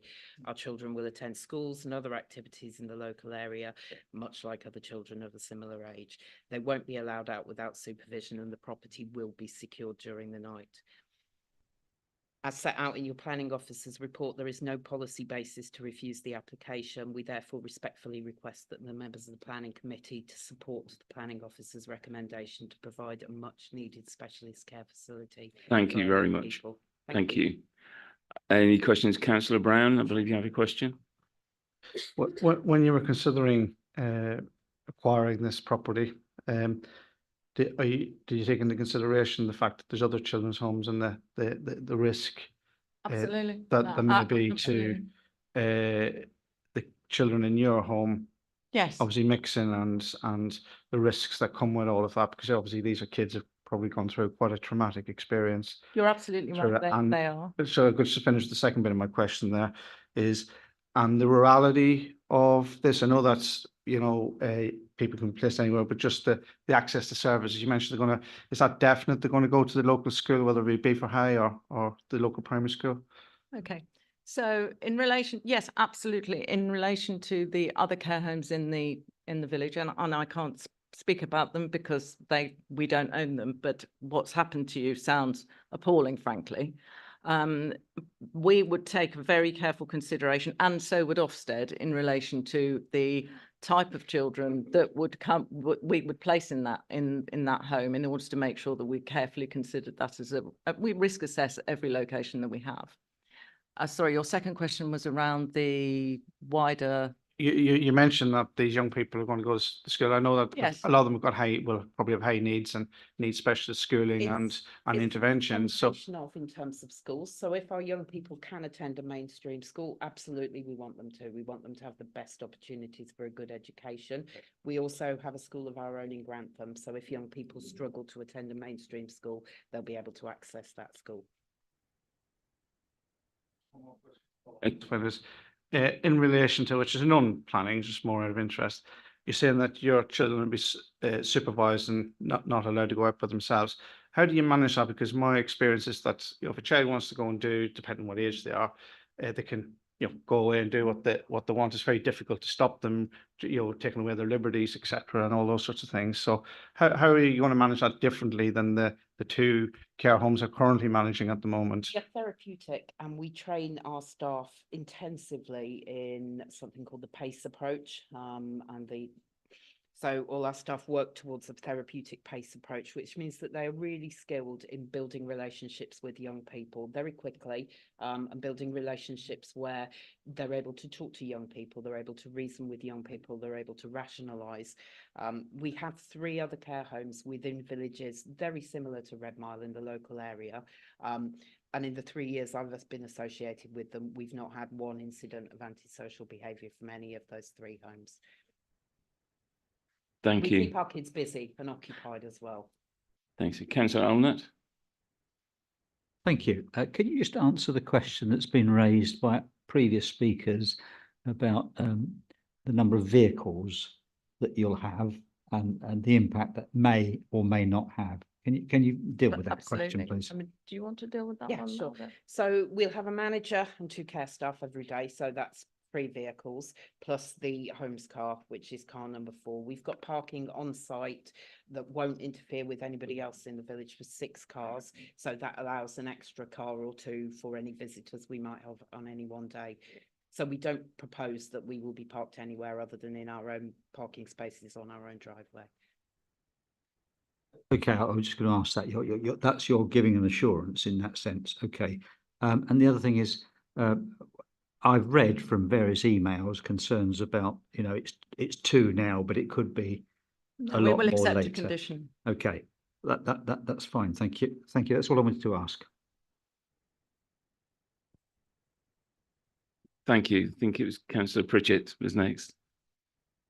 Thank you. Putting the children first. Fun. How will you go about integrating the children into local events, country events, sport, youth clubs? So if you could give me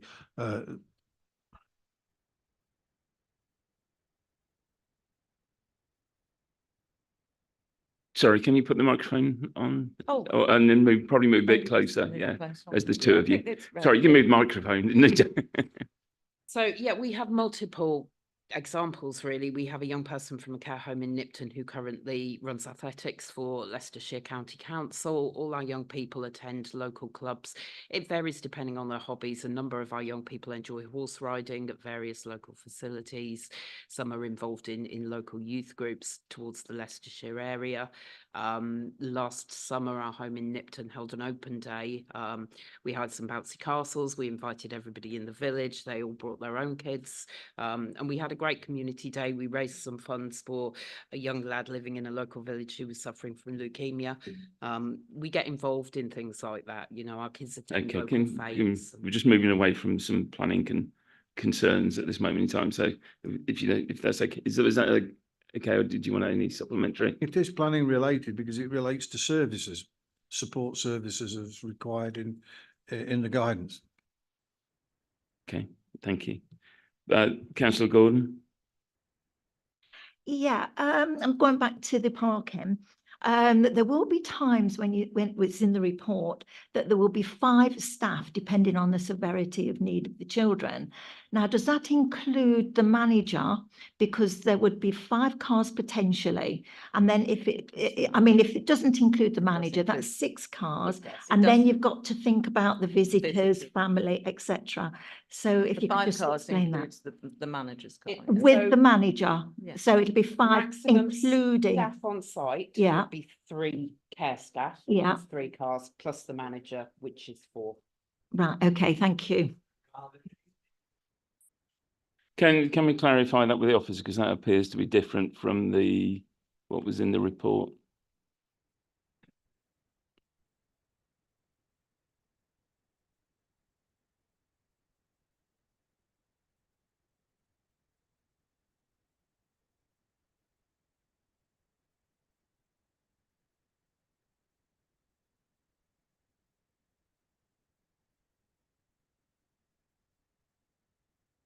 Sorry, technical legal officer being very legal. Sorry, Councillor Siggy Atherton. I have worked with children in care. So this will be the 3rd residential care home for children. Have you had previous where you were Can not we the stick only to, one? if this is a relevant question to this planning Okay. application? No, I wasn't saying stop, but make sure it's Necessarily relevant. fine, but it would be the first time, I presume, that you're in a village where there's 2 other care homes. We currently have homes in villages where there's 1 other care home. Okay. Thank you. Again, just a reminder to keep, we're asking questions about the planning. Councillor Mason. Thank you, Chair. I think I found the route to planning through this document here. So I'll ask the question. And it generally falls out to our document on the portal, which you presented as your management care plan. I think it's the best way to put it. And can you satisfy a curiosity that I have? What is so attractive about Red Mile that 3 care homes should want to centre in there? I can't speak for the other provider. this home from our perspective is a large property, well set back from the road, somewhat on the outskirts, and provides a good secluded garden area. Are there any other features that you would say, Mel? It is make it primarily the fact that we have that secluded garden, that secluded area, which allows our young people that time for reflection, for space. It avoids the need for them to go outside the property to gain a bit of space. Thank you. Just, Okay. can I Yeah. just Yeah. follow it through. This may not be quite the planning question, but it follows on. And on that, but putting the child at the centre of all this, because they're the most important people we have. There's no, you can take all you can have as many chairmen and vice chairmen as you like, but it's the child we're thinking about. You're putting them into an environment where, if I believe and I take it all at face value, there's a higher risk situation in Redmile, and this generally follows on from Councillor Brown's questioning. What do you think to that element, bearing in mind the child, not planning, but the child? Well, we have care homes in a number of different areas, and we risk assess every child that goes into one of our care homes according to the location risk assessment that we put together. I mean, we have care homes in the centre of Nottingham, and we risk assess around what the local risks are in that area and place children accordingly. So we would have to, and Ofsted would require us to take into account the local area risks, which would include the presence of other care homes and the issues that have occurred there when we were considering the age and the right child to put into this care home. Councillor Brown. Just one question I meant to ask you, the last one. Will this be local children to the Melton Borough that will be placed in this home? I hope so, but it isn't always. I welcome the opportunity to have a conversation with the strategic projects person who made that comment. We love to provide local children in local areas. In fact, our home in Nipton has 2 local children in it. So where possible, we do. However, there is sometimes a dire need for a child to escape the area where they are currently living. I appreciate that. And so even though it's coming from outside, I presume you've acquired this property based upon the fact there is going to be 2 children that you know are going to be identified. Otherwise, you wouldn't acquire it unless you had children lined up to do that, or referrals coming through. We don't have children specifically lined up, but we get over 800 referrals a day for children in need of a safe refuge. That's the point I'm getting, is that you've got a referral through it that aren't necessarily coming from the borough. Yeah.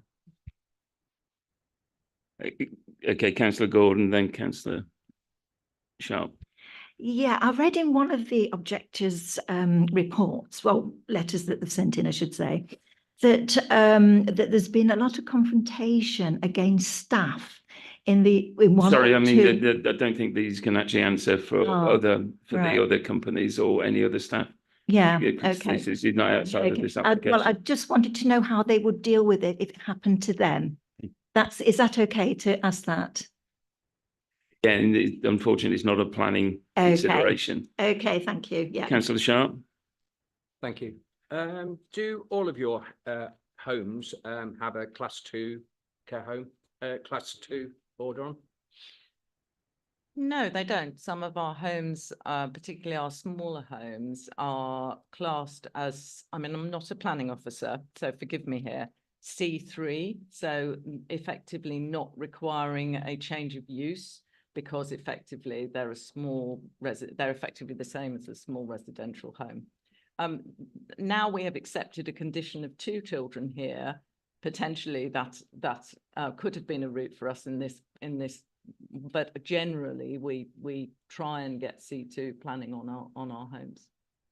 Thank you. Planning in children's homes is unbelievably complicated. Thank you. Any other? No. Thank you very much for your time.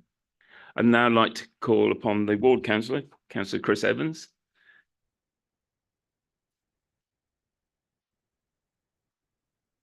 I'm sure you know how to use the microphone, Councillor.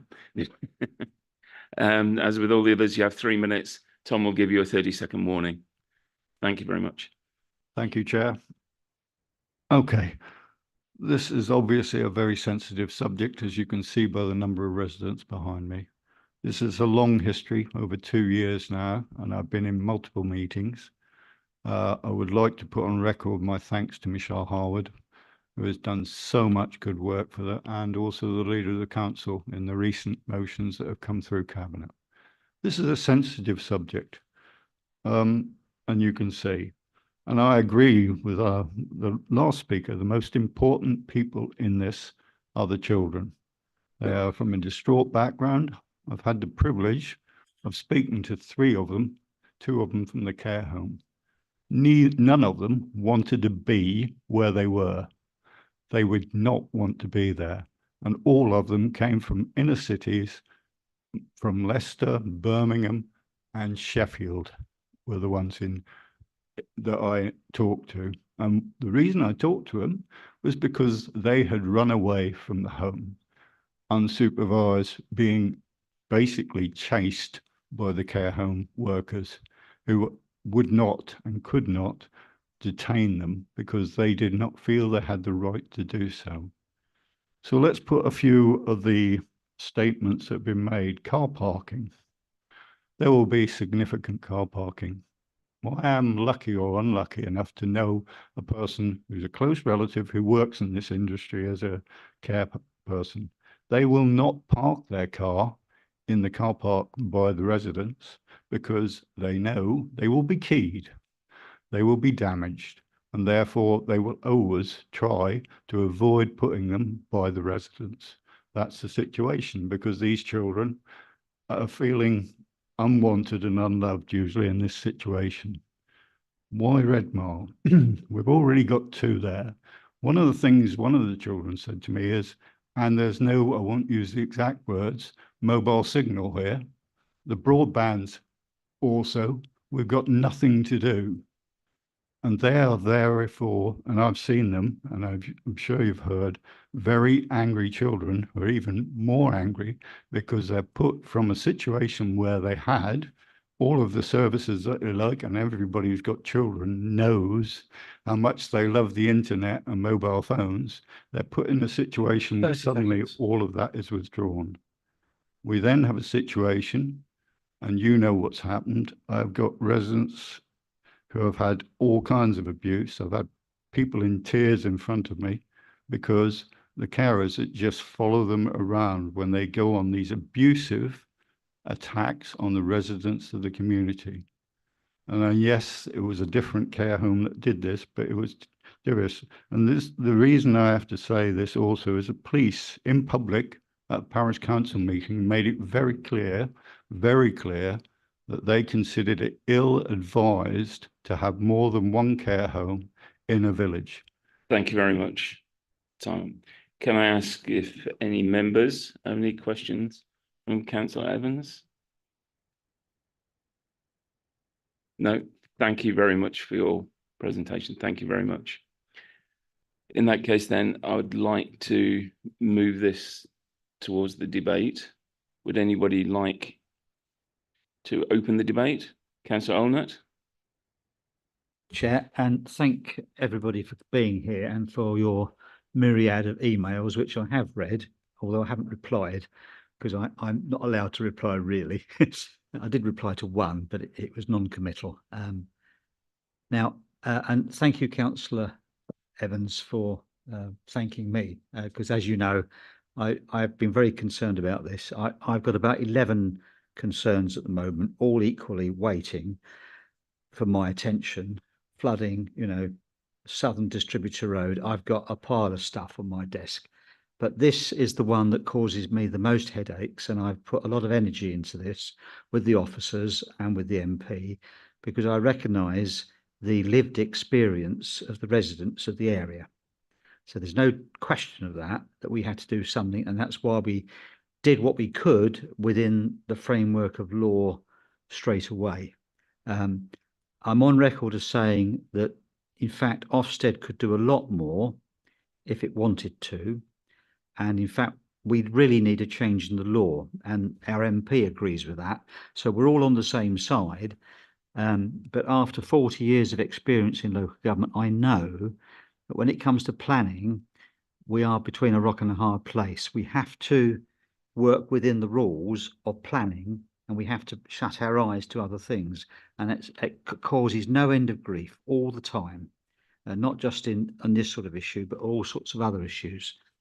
Now, I understand that this council has received, subsequent to a meeting with one of your colleagues, Mr. Chairman of Parish Council, at Beaver Castle with myself and our Deputy Chief Executive, and assurance from the Beaver Estate that they understand that more than 2 children's homes in any one village is not reasonable. My understanding is that one of the homes in your village is closing, and that's one which would have multiple children in and cause a lot of the problems. So I bear that in mind when I'm thinking about this new home coming in with only 2 children, and that's why I asked the question about car parking. With great respect to my friend, Councillor Evans, I don't think it's it's not a deciding factor here. What's a deciding factor is the possibility of more antisocial behaviour. Now, I think from what I've read so far, with sufficient conditions, and having listened to the 2 proposers of the application, this might be all right. It might be all right. That's what I think. That's my feeling in my water at the moment. But I'm open to persuasion. I am open to persuasion to hear other arguments. Thank you. And can I just ask that the people in the public give the respect to the speakers that are talking, as we've done with everybody. So Councillor Brown, I think you were next.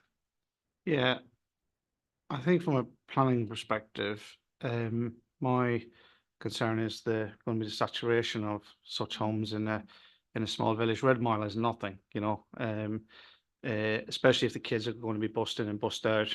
What is the attraction of going in here?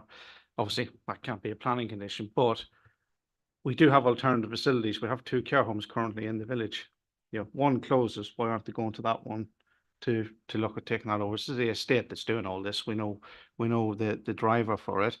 But from a planning perspective, then we're replacing good quality housing for families and individuals with care homes. You know, our neighbourhood plan, our local plans state, you know, that we should be trying to build more housing for local people, and we do have an adequate land supply, etc. So, and then the other thing around the C7 around the rural services, SS3, you know, I just think there's more sustainable villages than Red Mile will go in. So I'm going to have to be persuaded. At the moment, I'd be declined to vote to refuse this, because not just on the antisocial behaviour, the peripheral thing, but just on planning policy and saturation alone is my view at this stage. Thank you, Councillor Ian Atherton. Thank you, Chair. So I'm conscious that there is a very real need to help children in need, albeit that may not be stated in either the Melton Plan or the Leicester County Plan. However, I'd like to quote 2 paragraphs from the National Planning Policy Framework document. The first being paragraph 96, which states that planning policies and decisions should aim to achieve healthy, inclusive and safe places and beautiful buildings which, jump into subparagraph B, are safe and accessible so that crime and disorder and, perhaps most importantly, the fear of crime do not undermine the quality of life or community cohesion. Moving on to paragraph 135, which was quoted earlier on. Planning policies and decisions should ensure that developments, moving on to subparagraph F, create places that are safe, inclusive and accessible and which promote health and well-being with a high standard of amenity for existing and future users, and where crime and disorder, and again, perhaps the most important bit, the fear of crime, do not undermine the quality of life or community cohesion and resilience. We've heard a lot today from local residents and the speakers representing them about the fear of crime. And that to me overrides the needs of 2 children in what I believe to be quite a suitable property. But I think according to the National Planning Policy Framework document, the fear of crime is enough to prohibit this, and I'll be voting against. Councillor Pritchett? No. Councillor Pritchett? Thank you very much, Chair. Again, I would mention I put the children first. Second to that, the children of the locality, area and the people. And I will also say that I don't think it's quite right to cast the sins of one particular company onto another company, and we're in danger of doing that. And I'll tell you why. And there are significant issues. We have within the pack today an appendix of the ministerial letter of the 23rd of May 23 that tells us about quite a lot of key words in here: community support, need, reflect local needs. And I do realise some children need and support services, etc., etc. And then we have the cabinet paper dated the 8th of March, which basically page 1 and page 3 and 7. And it says it's not new policy, it's just telling us what's there already, right? And it goes through the key aims around appropriate location, appropriate support, safeguarding, blah, blah, blah. Now, the issue that I have with this one, there's 9 documents on the portal. And we've had the report.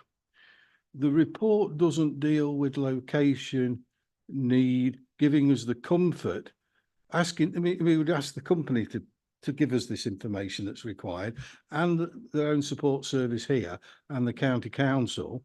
So I found, looking at the ministerial letter, this guidance and other research, that the report doesn't cut it. It doesn't give us that. And also in terms of the intensity, I think I'll go a little wider and add Barkston in with about 80 houses. You're talking of a pending application there would be over 200 houses. I mean, 203. So I say the report doesn't get it over the line for me by a long shot. Do we have any other members that wish to add to the debate? In that case, then, I need to look for somebody that would like to bring forward a proposal. Sorry, Councillor Olnett. I'll formally propose that we accept the recommendations in order that we can vote on it. Please, no. If you're not quiet, I will actually make the meeting closed. I'll listen to what the speaker is saying. Yeah. Before we start making comment. Propose the motion that we accept the recommendations in order that we can vote on it. Okay, and then that gives up people an opportunity to vote against it or to propose amendments. So we've got something on the table. So we have a proposal as per the recommendation. Yeah. With no other amendments to it. Do we have somebody that wishes to second that recommendation? Councillor Cumbers. Yeah, again, it is a very, very difficult one. I'm just wondering, is it possible to give a temporary permission? You know, no, I don't believe it's once. Can we ask a lawyer? Because I just need to actually make the point, because it's not been actually raised before, isn't the fact that the other 2 homes do not have planning permission. But and to the benefit of this applicant, they are looking for it. I'm asking the lawyer if we could possibly give permission for a year or something.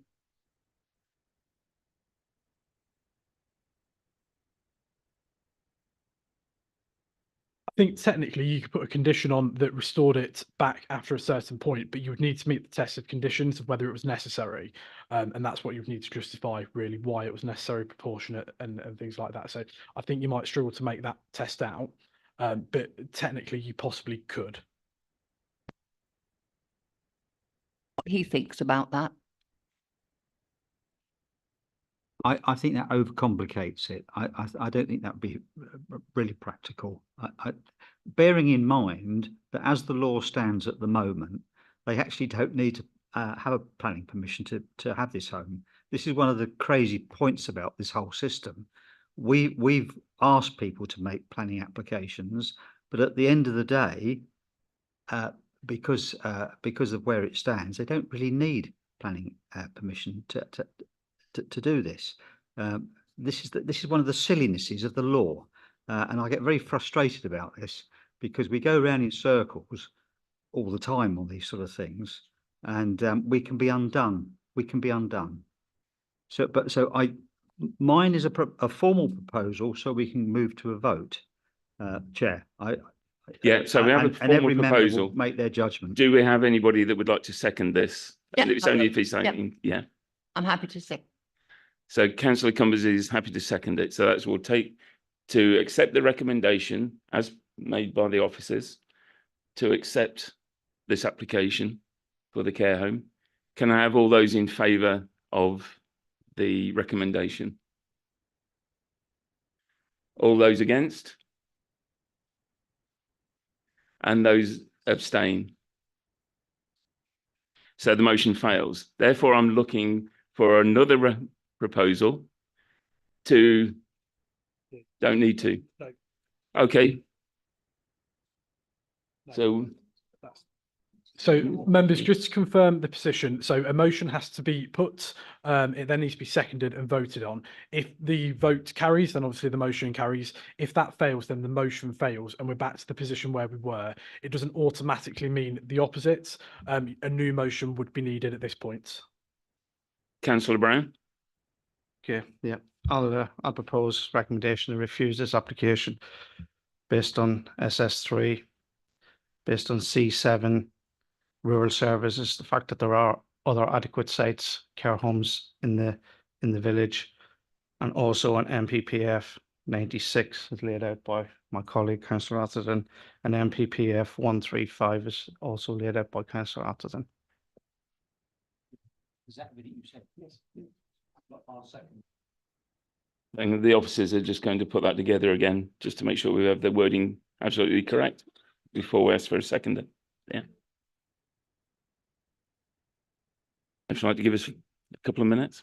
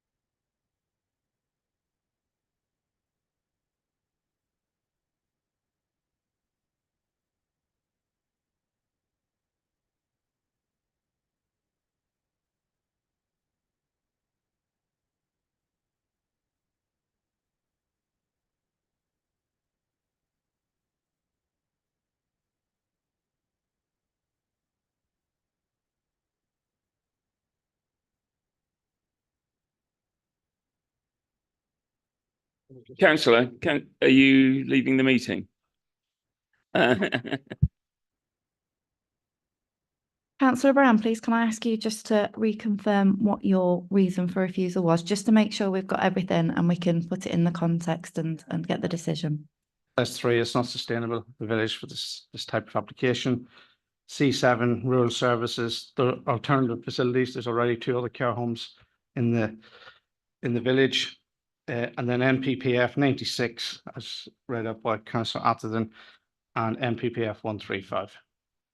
Thank you.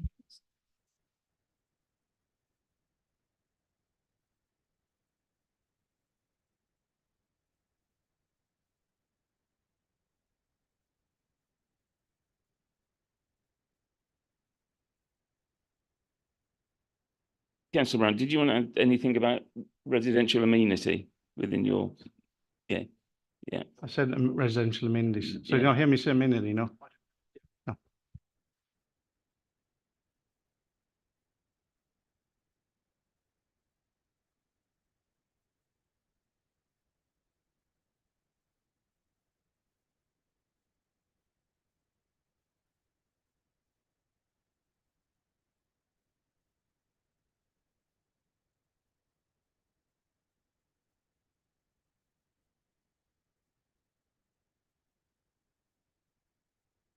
Is for clarity, Councillor Pritchett? I'd just like to say my contribution would have been made easier if the cabinet guidance paper had got cross-referred to actually policy references. But I can't quote a policy reference for things that I'm looking at in here that we haven't done. We did have a cross-reference, but we can talk about that later. Yeah, thank you.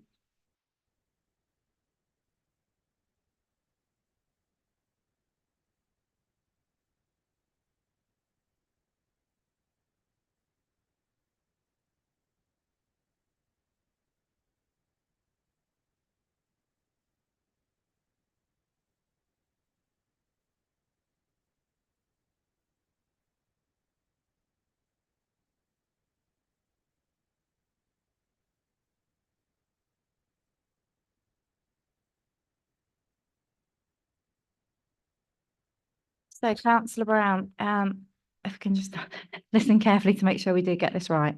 So in the opinion of the local planning authority, the approval of another children's care home in the village of Redmile would result in an unsustainable development, contrary to policies SS3 and C7 of the Melton local plan, as there are already 2 other care homes in the village and insufficient services to cater for them. Furthermore, this would result in an unacceptable impact on the residential amenity of neighbouring properties. It is considered that an additional care home would exacerbate the fear of crime and contribute to existing antisocial behaviour and criminality being experienced in the village, contrary to the overall aims and objectives of paragraphs 96 and 135.f of the MPPF. Is that correct? That's correct, yep. Thank you. So you're okay with that? Can I ask for a seconder? I think Councillor Allnut was willing to second. So therefore, can I ask for the recommendation as read by Louise to refuse the application? Can I ask for those all in favour? Yeah, it's unanimous. That's unanimous. The application is refused. Can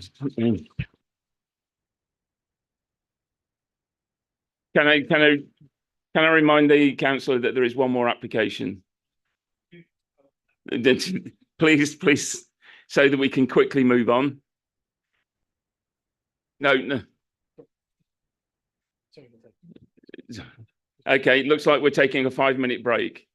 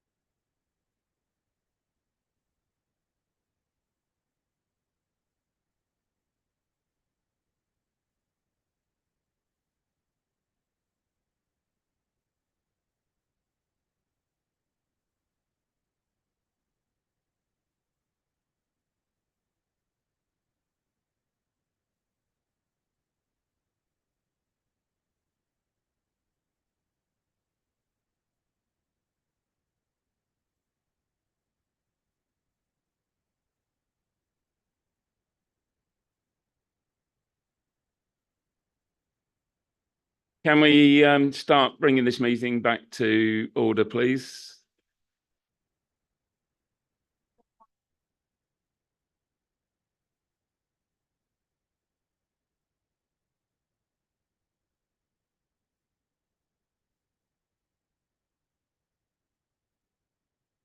Okay, are you leaving? Okay, so thank. Okay. No, it still leaves us within quorum. So okay, thank you. Yeah. So recognise for the minutes that. Okay. Okay. Okay. So we move on to the difficult one for the evening. If I'd.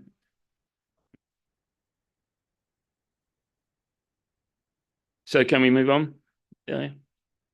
Alex, if you'd like to make your presentation. Thank you very much. Yes, so this application seeks permission to carry out maintenance works to 2 trees within the grounds of St Thomas of Becket's Church in Frisbee. The application seeks to replant the lime tree, which is T8 on the map there, situated on the northern boundary of the site, and crown lift the lime tree T5 on the western boundary to clear the adjacent preschool roof by 2 metres. The proposed works are considered acceptable in terms of maintenance and will enable the trees to continue to grow in this location without causing nuisance to the adjoining buildings, users of the public right-of-way or residents to the north of the site. No objections have been received by County Council Forestry, and therefore the application is recommended for approval. Do we have any, Councillor Mason? I'd like to propose that we. Sorry, is there any questions for the officer? No questions. In that case, do any other members have any questions for the officer? Therefore, can I ask? You look so disappointed. Surely you're going to ask him one question. I've got one. Alex, what sort of tree is there? Councillor Sharp has a question. What time of year are you proposing to cutting the trees? So I believe the trees works have been proposed to be carried out for nearly 2 years now. So I'm guessing it'll be as soon as possible. And there will be an informative put on the decision that states about nesting bird season. So it's encouraged to be taken outside of nesting bird season. However, if it does have to be done inside of the nesting bird season, then the people who are doing the works should look at the tree and make sure there's no nesting birds within that tree. If there is, they'll have to then wait until that is over. So it will be probably as soon as possible. Thank you. Any other questions? No. Therefore, can we have any proposer? Councillor Ian Atherton would like to propose acceptance of the recommendation, I assume? Yeah, I'd like to propose this recommendation in its entirety. Mason will second it. Can I ask for a vote to accept? Thank you. Thank you very much. Thank you for all your patience this evening, and thank you for your attendance. Thank you, and thank you especially, Alex, for waiting for so long. Thank you very much. So, sorry, I declare this meeting closed.